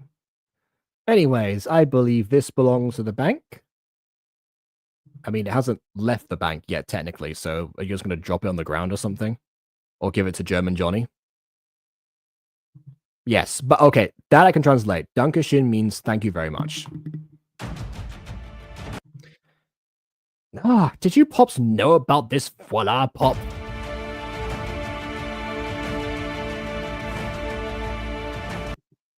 To be fair, if she said voila every time she used sleight of hand powers, that would be fantastic. Mm-hmm.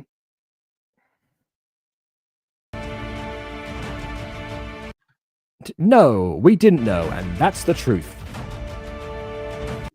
I don't know why you wouldn't believe us necessarily, and not that it concerns us, but yeah, just to specify, we are not, in fact, not lying. Well, let's get Harriet. You got it, boss. Okay. Do they always do this? Yeah, but you did it, voila, you saved the day. They obviously couldn't pick up any more money from where they were standing and just leave immediately.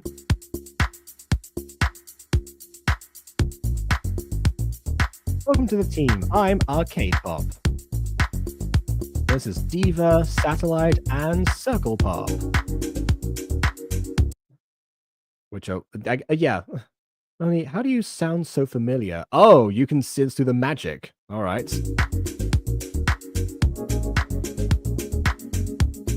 I don't know. Who does she sound like, Satellite? Like a person Majesty should not have recruited because her voice is so familiar.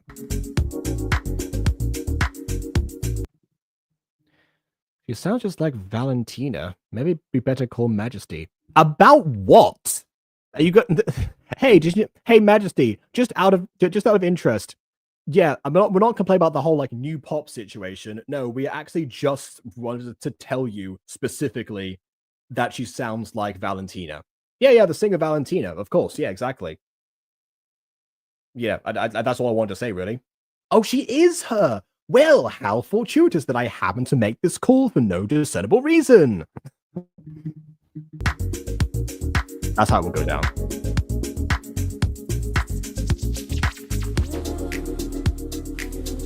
Majesty, we have a lot of questions right now. You're in a Jonny video, of course there'll be questions. I'm sure you do. I'll teleport you all to the ship so we can discuss your new teammate. Away from the prying ears of German Jonny.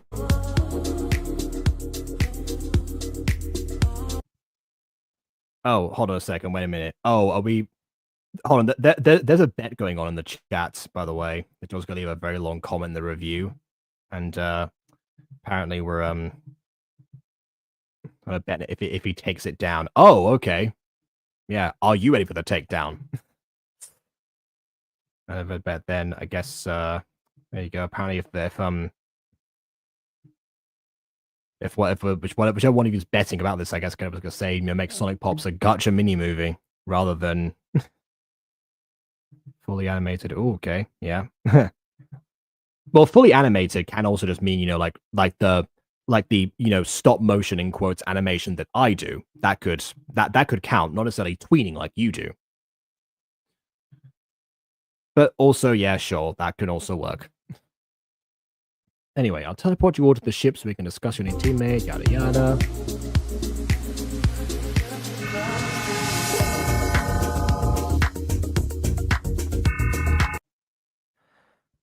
One thing that I got advice to do in PowerPoint actually was not oversaturate presentations with like a transition in every single slide. But actually here it kind of works because it's, just like the different scenes, so every transition being different is actually, dare I say it, a stylistic choice, and one that works, I would say.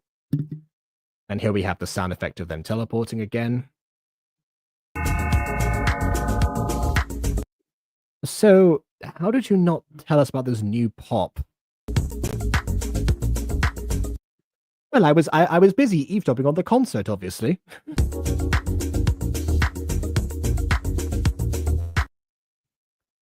There's a teaser clip about... Oh, it goes spoil... Okay, teasers. Okay, fair enough. I mean, sure. That works. Why do you like Valentina Marlene?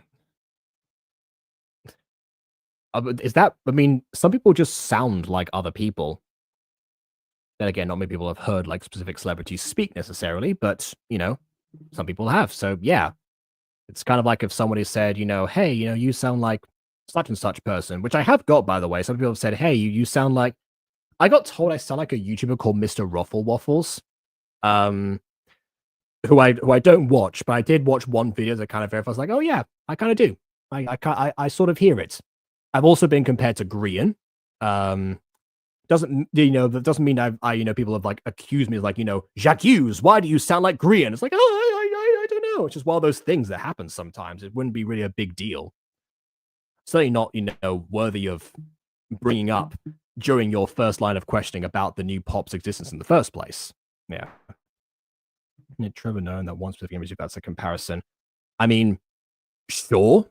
I guess there's also that. If we're talking about like visual resemblance, I've also had a few other comparisons. When I was younger, I got Tay Zonde as a comparison, and they looked at me and was like, what? No. Absolutely not. What are you talking about here?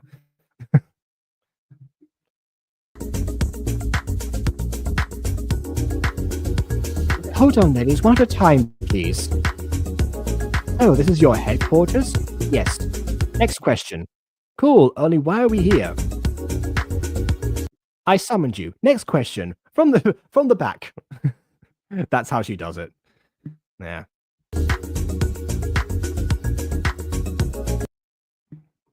Well, as Diva said, we have a lot of questions about you.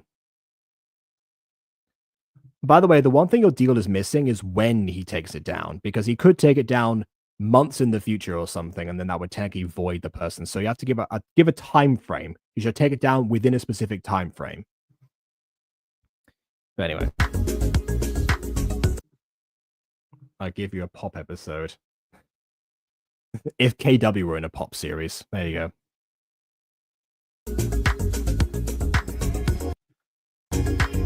So we have a lot of questions about you, and I'm guessing that one of them is my identity.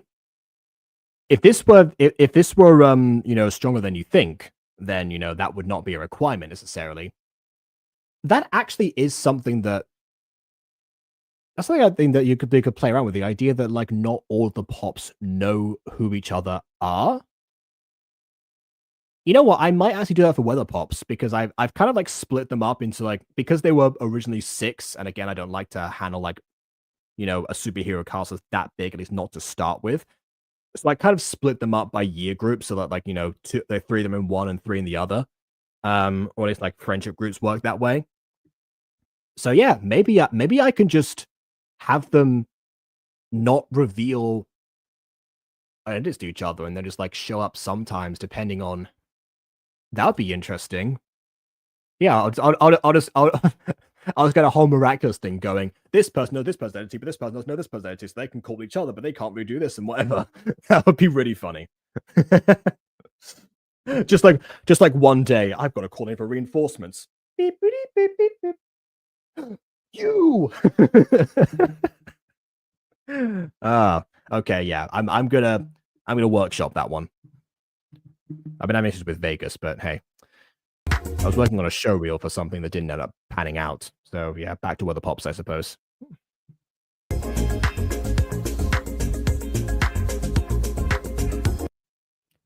If you don't want to tell us, it's okay.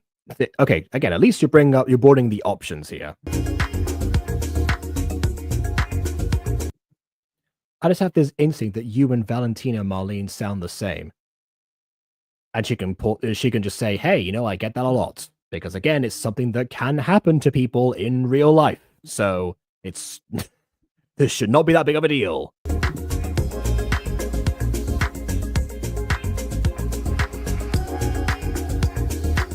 Must be a coincidence. Oh, we are going that angle. All right. Oh yeah, Monet, I don't know how many of the pop series, or if any, you've seen specifically. I don't think you have, actually. Even though I'm trying to think back to like if you have or not. No, you haven't. Welcome to a fandom extended universe spanning a bunch of channels that is based on the source material of superheroes who are also pop stars that are color coded like this. Magical girl stuff, of course. So this is the first. Oh my. To be fair, this is one of my favorites out of the series that we watched. Not this episode specifically, but this series. Anyway, that must be a coincidence. It's okay, Voila. You can tell them. They are your teammates, after all. Look, if she doesn't want to reveal the identity immediately, especially because she doesn't know them either, maybe we don't need to do that, Majesty. Now that I think about it, yeah, there never was like a hard rule that all the pops had to know each other. Just that a lot of the time they did, because Majesty kind of assigned them to the same schools and the same groups on purpose, like rigged things for them. Actually, yeah, Mona, you'll get a kick out of this. The way that, the Majesty starts off in the source material and the actual Totally TV series is she just shows up one day. It's like, hello, Camilla, I'm here to fulfill your destiny. No, to become a super pop. Here is your magical ring to transform. Here is your letter of acceptance to Baywood Academy, where you'll meet your friends. And don't tell your family about this. Anyways, bye! That's basically the entire recruitment process, and they all just go along with it. So, Majesty has zero disregard for, like, for any of them, really. But also, I guess she does like them to know each other, now that I think about it, but she never specified that was a rule they had to follow. So I'm not going to follow it for weather pops, I guess. I've decided now. Majesty, you've lost some of your control. About time, really. They all got default eyes, one and default eye 2. Yeah, that is true. But for a lot of Jonny designs, even though he now like outsources a lot of the designs to other people, the eyes thing has remained. And again, to some extent, I get it because there are only so many eyes that actually look non-cartoonish or like overly cartoonish on gacha characters. But yeah, probably could do with like a couple of others that weren't all like this. You can also resize them a little bit now. So there's also, even if you have the same eye type, they have different sizes, if that is something people can play around with. Which it is. Most wear their rings on the strings around their necks when not in pop form. Yes, that's true.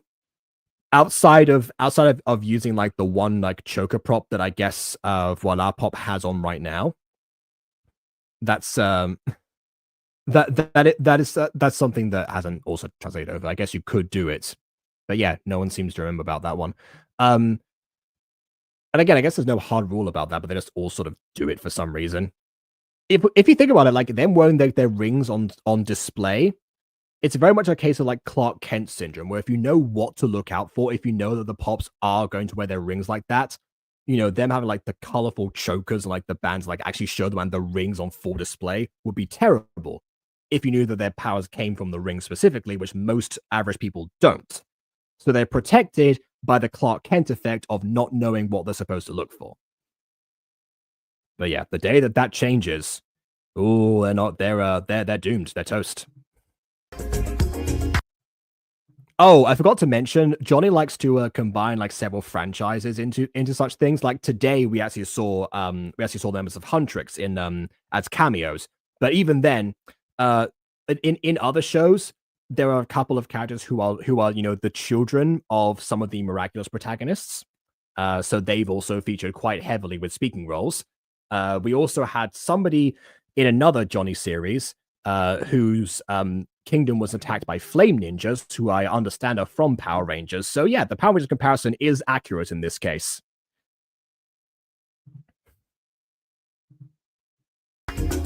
Oh, we also had the Equestria Girls one time.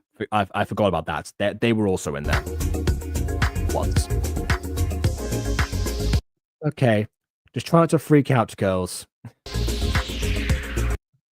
My identity, which was a surprise to all of you. I was, this whole time, the person you said I sounded like. Oh my gosh! Oh my gosh! Oh my! Please don't freak out. I'm guessing my trope says must be on point. Yeah, what you know what's strange is that in terms of what like franchises get referenced in like what I call this the franchise, where it's like several channels all on the same like universe as each other who have done crossovers with each other, but they but it's like fandom content because it's based on a total TV series. So what's weird is that in the franchise, the thing that doesn't seem to come up a lot of the time is other magical girl shows. Of all the things that we've seen so far in them, you know, we've got like a few like Super Sentai based things, obviously, because of Power Rangers and whatnot. But yeah, no, never and other, you know, media of, you know, similar target audiences, but not anything that's another Magical Girls series. The closest thing that we've had, or like the series that's most reminiscent of this one, I guess you could count like Miraculous because of superheroes.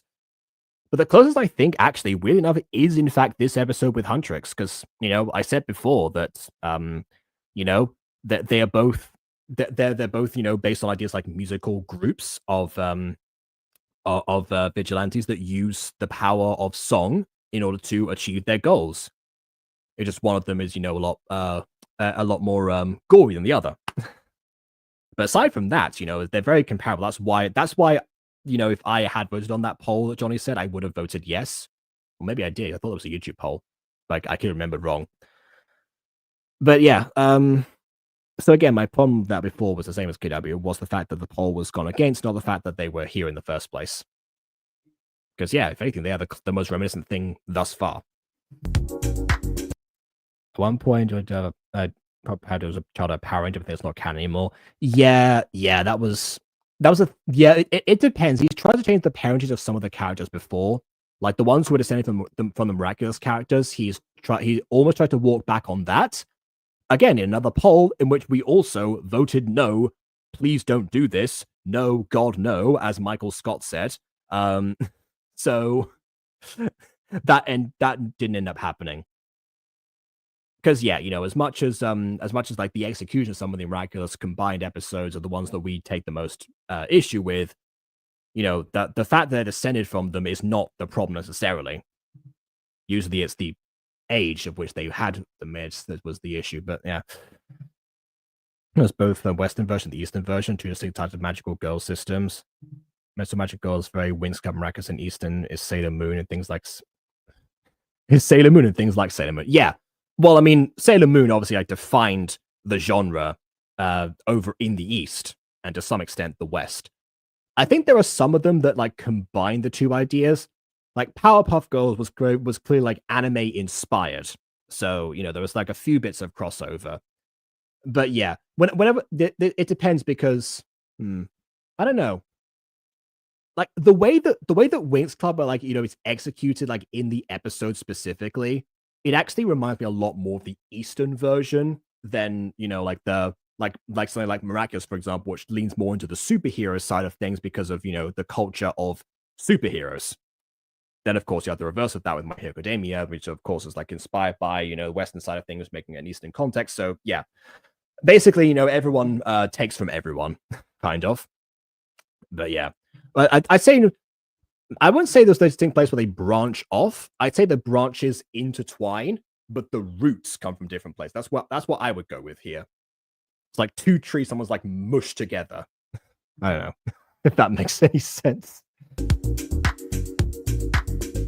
Might want to brace ourselves. Oh, yeah, I'll brace myself by turning down the volume. Oh, never mind. No stock audio, I forgot that. You're Valentina Marlene! I'm your best fan ever!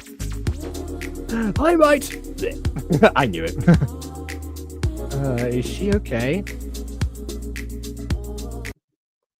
Well, we already had one pop die in this series.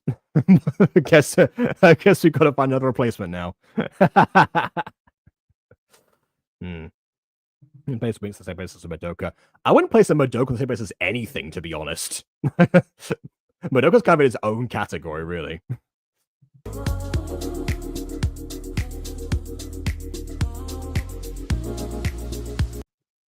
And also things like Witch. Yeah, it's weird because like Witch to me definitely feels more Western than Winx Club does in the way that they're carried out. I think it's more so like the leaning into like the specific like type of magic and marketability behind it that Winx Club has versus Witch that's leans more into the serialization. Not the Winx Club doesn't, because it absolutely does. Trust me, I've seen both of them. But yeah, priorities, I mean. Anyway, going to head off now. Take care, everyone. If there's any updates on my ends, yeah, I think reveal's about to end. So yeah, there's reboots in the middle, kind of like Equestria Girls. Yeah, which by the way, I don't know if you've seen this, but yeah, I am finally completing the promise I made back in like 2021, which is that as soon as 5 years later ended, that I would start watching all of MLP from the beginning to go from a novice to a complete expert. And yeah, KW here has helped out on a couple of occasions there. But yeah, I now understand one of the jokes I didn't get in Yu-Gi-Oh! Bridged originally, weirdly enough. Anywho, I'm guessing Satellite was the girl you said was going to attend my concert, Majesty? And that's the fix in the script from earlier. So again, at least try to listen to the feedback if you didn't credit the person for, providing it.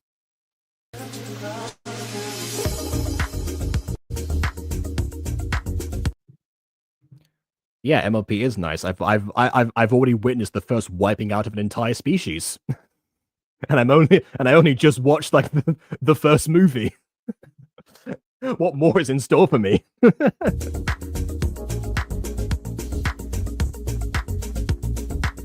Yes. Speaking of Satellite, I know Thomas is understanding, but is he going to question where she is?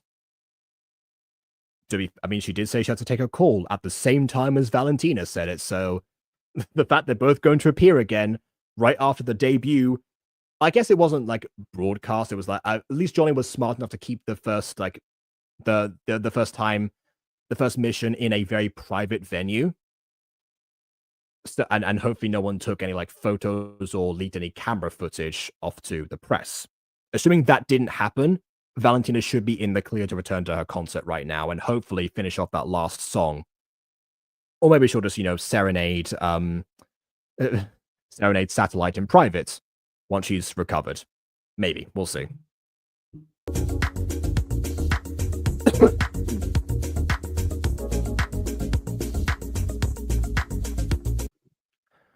Yes. So the okay. It's interesting because Valentina specifically in this episode, this is her debut, by the way. That's why they're all meeting her here. Valentina is established as a pop star already. That being said, the gimmick of Super Pops, the original Totally TV series, was that they were superheroes and pop stars. So it's very much like Mermaid Melody, for example, where they actually very occasionally actually perform songs in front of public as well, but they also use songs to defeat certain villains or reverse certain enchantments that they're under, depending on the episode. And they also have like other separate powers. That's why I compared them to K-pop Demon Hunters earlier, because they kind of have everything down aside from the violence. So yeah, pop stars and superheroes, because super pops, that was the idea. And then they branched out into other stuff, like they had a thing called the K-pops, that the rap pops, for example, and then there was one other spin-off that they did, I think. And then in terms of when it comes to gacha, people started making their own pops based on like musical genres. Like we had the jazz pops, for example. Jonny alone, the creator of this video, made the disco pops, the ballroom pops, and now Eurovision pops, which is more to do with like the competition, but it's still music themed. So yeah, a lot of stuff happening. And yeah, like I said before, like Lord Magic Girls sing, yes. Like I refer to Mermaid Melody specifically because like that's the first example that that I ever saw. In fact, I think it might have been the second ever anime that I saw. So there you go. The first was actually was actually the original Pretty Cure, which is also magical girl oriented. So yeah, I guess there we go. Why not? The variety of 2000s broadcasting in Spain. I don't know. But yeah. But yes, so obviously like they're not unknown to sing. It's just it seems like that was something that they lent into, like the idea of them being pop stars, which sort of kind of got abandoned as Total TV was like, is this an online series? So they were making it somewhat in response to what was popular at the time. So I guess they kind of dropped that for the most part until like every now and then it was you heard that they were performing like a gig of some kind. Anyway, I probably said a lot of fans because our mission. Oh yeah, you have a concert to wrap up. Cut to everyone already having left the stadium because I mean it was meant to be like a like a one encore, and they've been here for how long. So yeah, they're all leaving. They've got family to see. Now we really got to get both you and Sophia back to it. Yeah, Majesty, how exactly do we get back? Celeste can teleport you both back. Celeste, by the way, is the name of the AI that operates the ship. I can do a memory adjustment spell to make your fans forget you were gone if you want. Yeah, just bring up the gigantic neuralizer, please, just from the middle of the stage.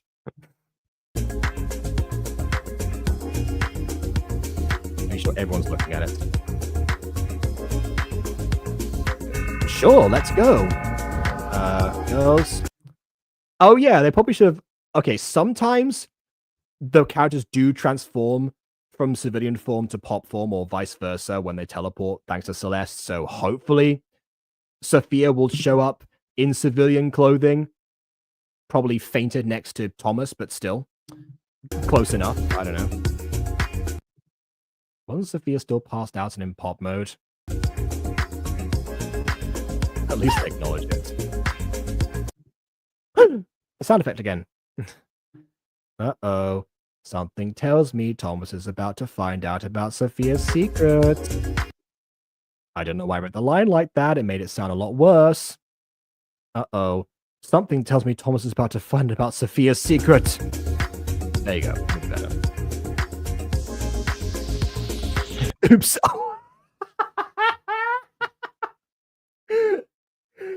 Okay. Another thing, Mona, I don't know if you're still here or not, but another thing that's happened is that in Gacha Review was where it was first pointed out that that Majesty's methods in the source material and also in the franchise material showed that she was very, very careless with just with the pops in general. They're very like expendable to her. So, and I like almost nothing seems to affect her whatsoever. So yeah. Oops, oh well, are you for real? Worst recruiter ever. Yeah, exactly. And the thing is that because that's like all of the franchise creators watch Gacha Review, and in fact, a lot of them have been on it. Yeah, they're more than aware of the criticisms, and they have all chosen to lean into it and make it even more obvious, which I relish that choice.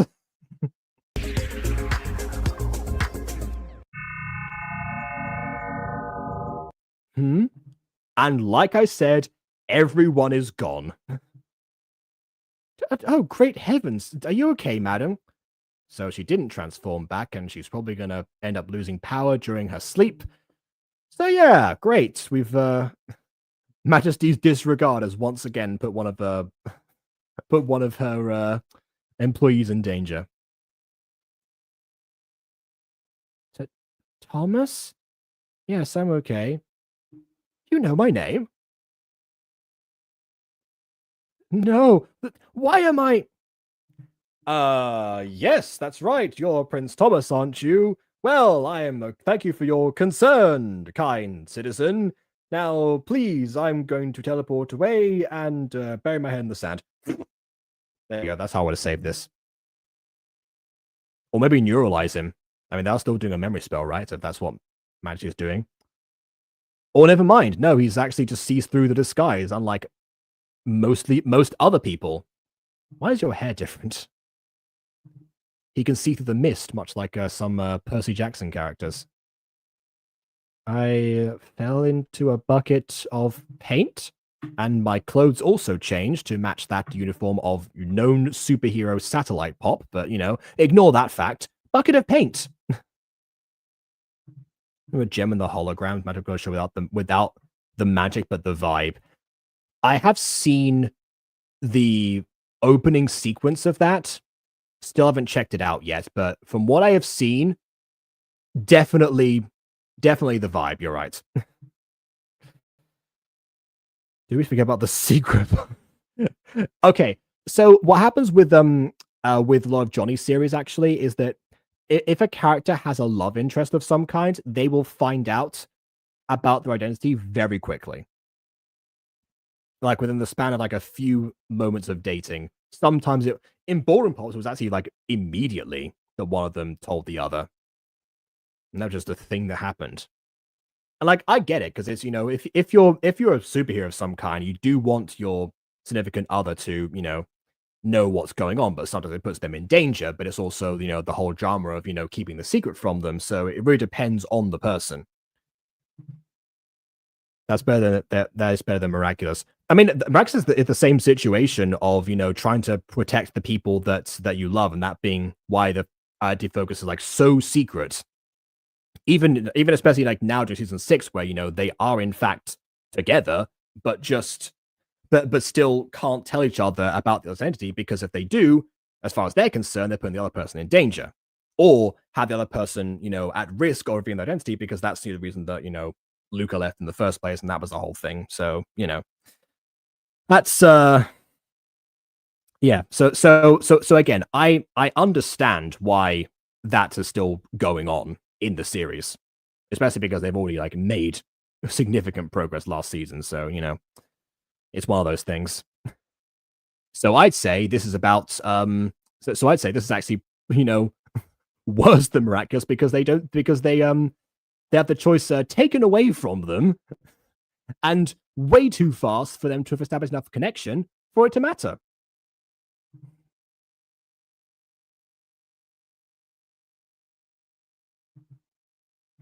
But yeah, in general, yes, it is something that I've seen a couple of videos on where they say like it's hard to have a secret identity because yes, it is, it absolutely is, but it's it's one of those things where you either have to rely on like the magic of not finding out about someone or people like not actively investigating you that are also close to you.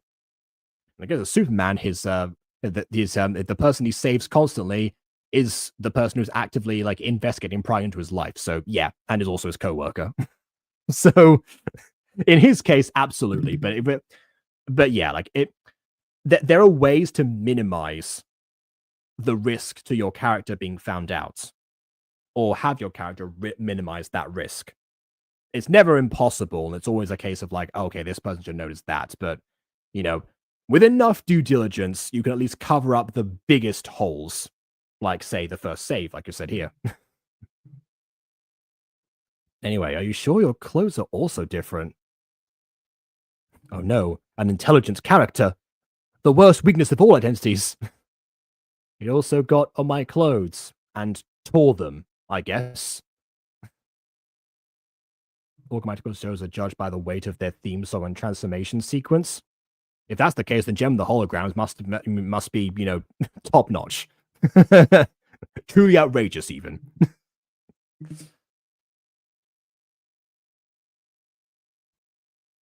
Try to tell me the truth. That's I love how even when he's when he's like clearly trying to get to cut the nonsense, he's still formal and polite, but just in such a way that like yeah. Was her name was indeed no one the same, or at least there wasn't. Nowadays, you never know. But yeah, I will say quality of lyrics alone definitely takes it down a notch for me. Because my goodness, did they just not try? But anyway, I'm a Eurovision pop. I'm sorry I had to keep it a secret from you. And I'm glad that no one is in this gigantic stadium that was moments ago full of people for me to reveal this in the most like emotional, loud way I possibly could. I'm glad that didn't happen. I'm glad that you, out of every person who could have possibly stayed behind to finish this concert, stayed behind because you were waiting for me, I guess. But no one else had anyone they're waiting for.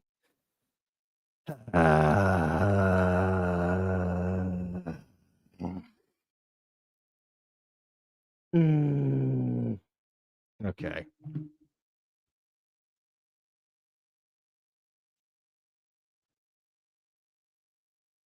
It was to protect myself from jeopardizing you. Please don't break up with me. Or maybe you should break up with me because I kept it from you this whole time. Actually, to be fair, this actually does sound like marionettes.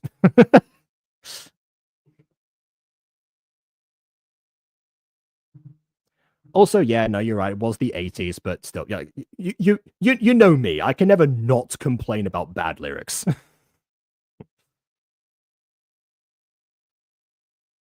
The worst girlfriend ever. Hey, it's okay. I would not get angry over that.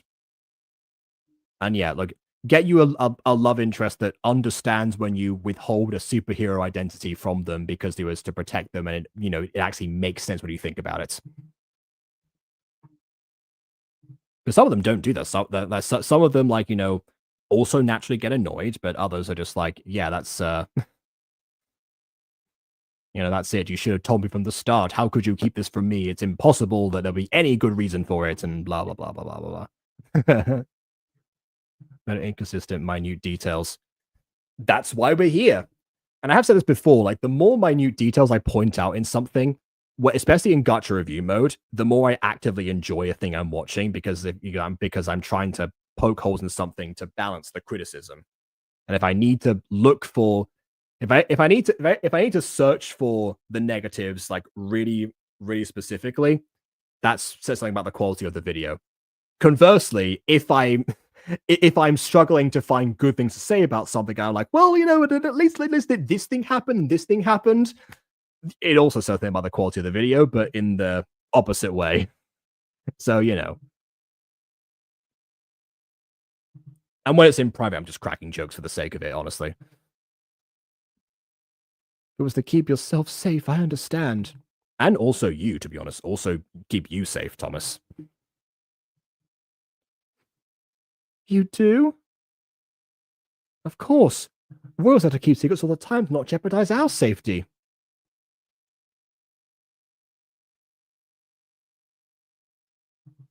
To be fair, Alina was worried about telling my team that she was a princess, so that makes sense.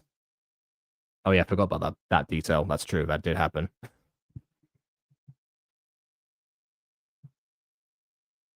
That's also a thing, by the way, in a lot of these pop series where there's at least like one princess, if not two. That's from the source material, especially in Jonny's videos. Yeah, nostalgia critic. Yay! that really was the starting point. It was not the end. Script with Jacob was also not my script to share. Yeah, no, that's fair. I'm guessing that it was. Oh, sorry. You said originally the script says, "Tell me the truth, not try to tell me the truth." Like, I like that change. Yeah, it sounds more like a thing he would say, because you could have him. You could have it be like, like try, like, like bring yourself to do so. Like, is this difficult? Or you could be like, at least try to, tell me the truth and actually like put in the effort and whatnot. You could have it either way. I like the ambiguity of it. Anyway, the princess is one of my allies is also a pop. No, enemy territory, actually. In fact, your countries have fought in war against each other multiple times. Did I not mention that to you? I mean, hey, it might not be an ally. She didn't actually say what country she's from, so.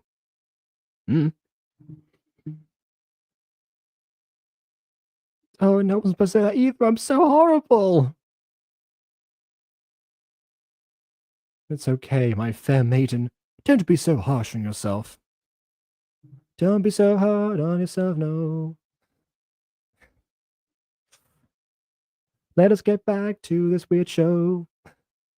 By which I mean the concert, not this. Perhaps we should go back to the hotel now. Everyone else seems to have left. Literally everyone else. Hello, fans, says Valentina. Oh, there's two of you. Hello to two fans. Here's the song I promised you.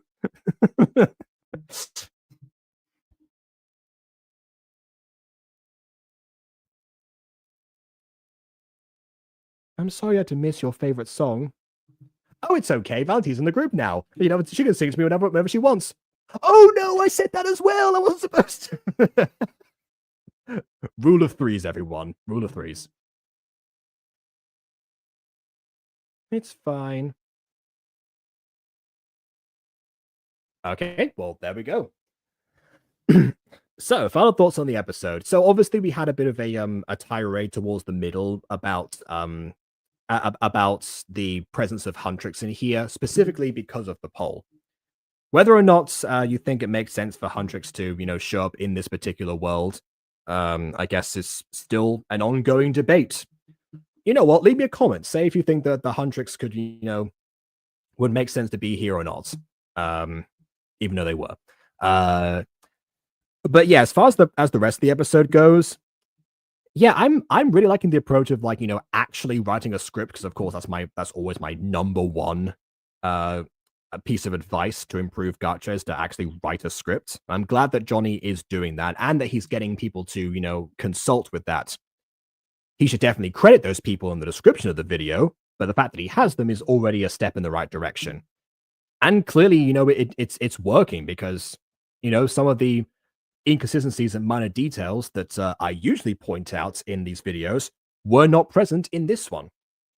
I mean, Eurovision Pops in general really has been, a standout series for Jonny, despite the fact that I'm not into Eurovision, but, everything he's tried to do here, the things that he's, surprised us with, what he's, attempted to push forward with.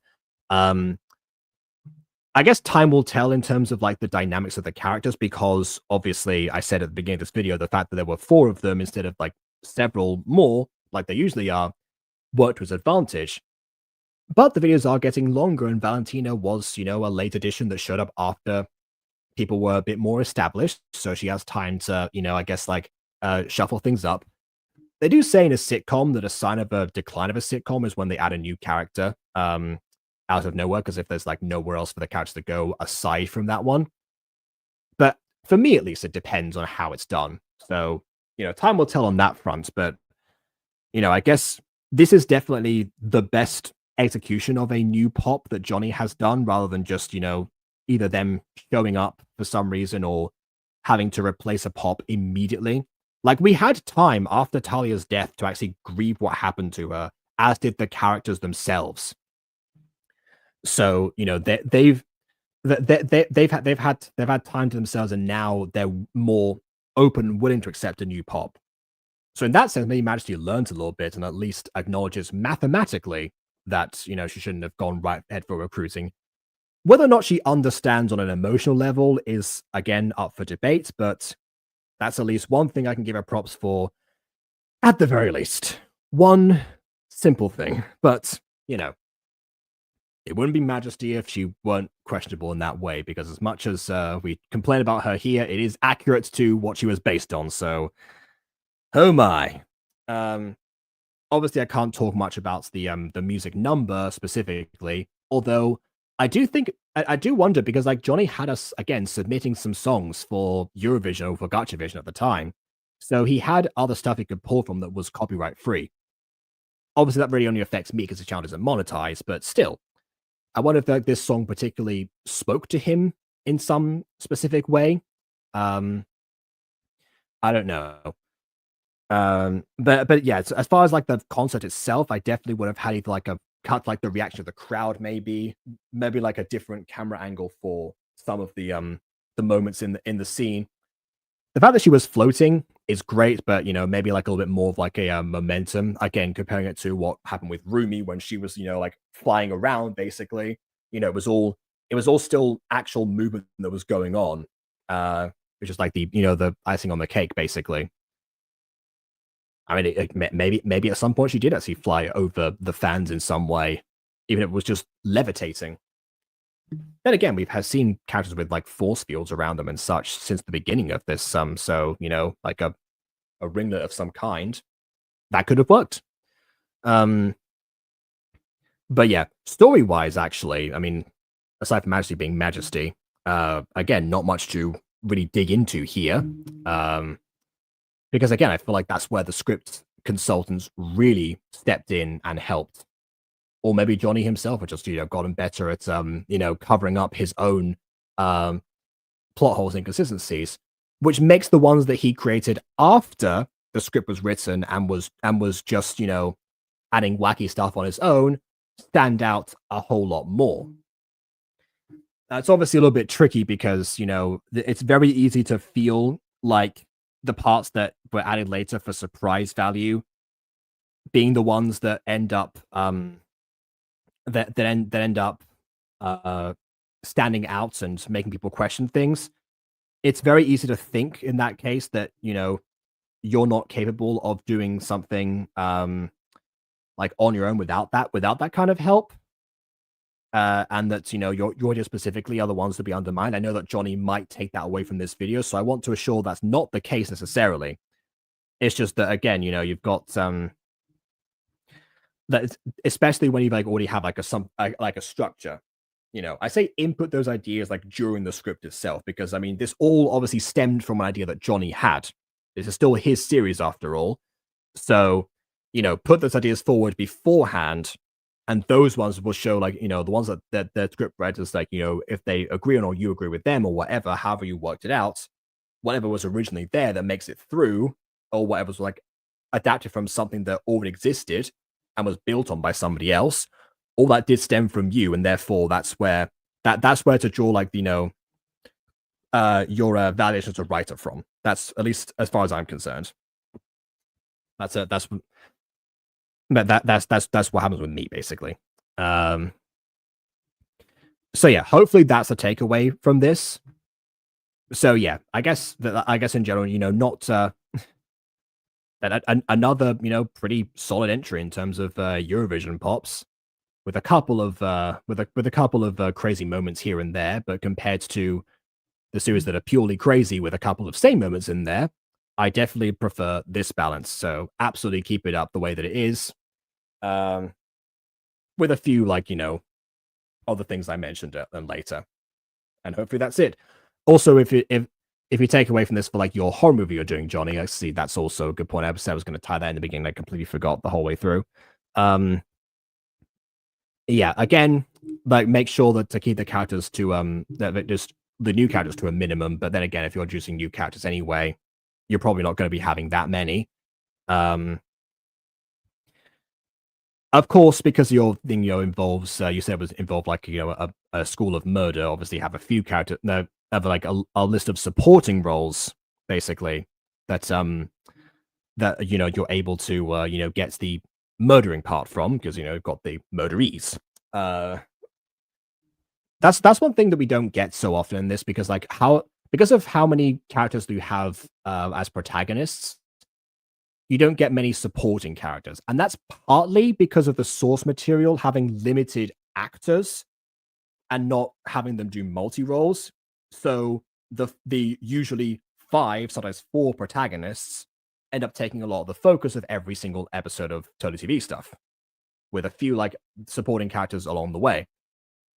But obviously you have, the recurring bungles for that, the occasional villain of the week. You have every now and then a supporting character that gets, like, more prominent or less, depending on what's going on, like Prince James, for example, who's the inspiration for Prince Thomas in here. I'm pretty sure. But yeah, with this horror movie you're planning, make draw, like, don't take the Totally TV formula of supporting characters, take it from somewhere else, basically. So yeah, that's, I think, everything. I was checking through the script, it was a great visual description, so some of it didn't do much, but I helped a lot. Even if it didn't do much, you still did something. That's that's worthy of being put in. I know that I forget the contributions of, like, everyone sometimes if videos take an eternity, but you've seen the descriptions of, like, the Mutant Girl, like, how everything is in there that I can think of. So that was with actually writing, was more of just another set of eyes, double check stuff. Yeah, so I would credit you as a consultant and Eli as a co-writer. That's how I would do it, basically. Hopefully, that's the one, like, really big piece of advice I can give to Jonny here. Make sure to credit the people who have helped you, based on the roles and what they did to help. So yeah, with that, I think that's everything. Again, looking forward to the next one. But next time we're going back to the videos that other people have deemed as underrated gacha series, not the one that I have deemed underrated, which is this one. I forgot what it was actually called, but I guess, stay tuned for that. And then I will, I guess, cover who at some point. Maybe not right afterwards, because Aiden also wants to review Mermaid Tales, because, new Aphmau content. Makes sense to check out, the old stuff that led up to it again, and, remind ourselves. Also for songwriting purposes. So we'll see how, we arrange some stuff within the next week. Also, give or take a D&D session in between, depends on what happened with Era. So we'll figure it out. But tomorrow's gonna be the next the underrated video, and we'll go from there. So please leave a like or dislike, because your opinion matters. Oh, British Pops as well. Wow. Okay. All right. And subscribe if you haven't done so already. And on that note, until next time, farewell.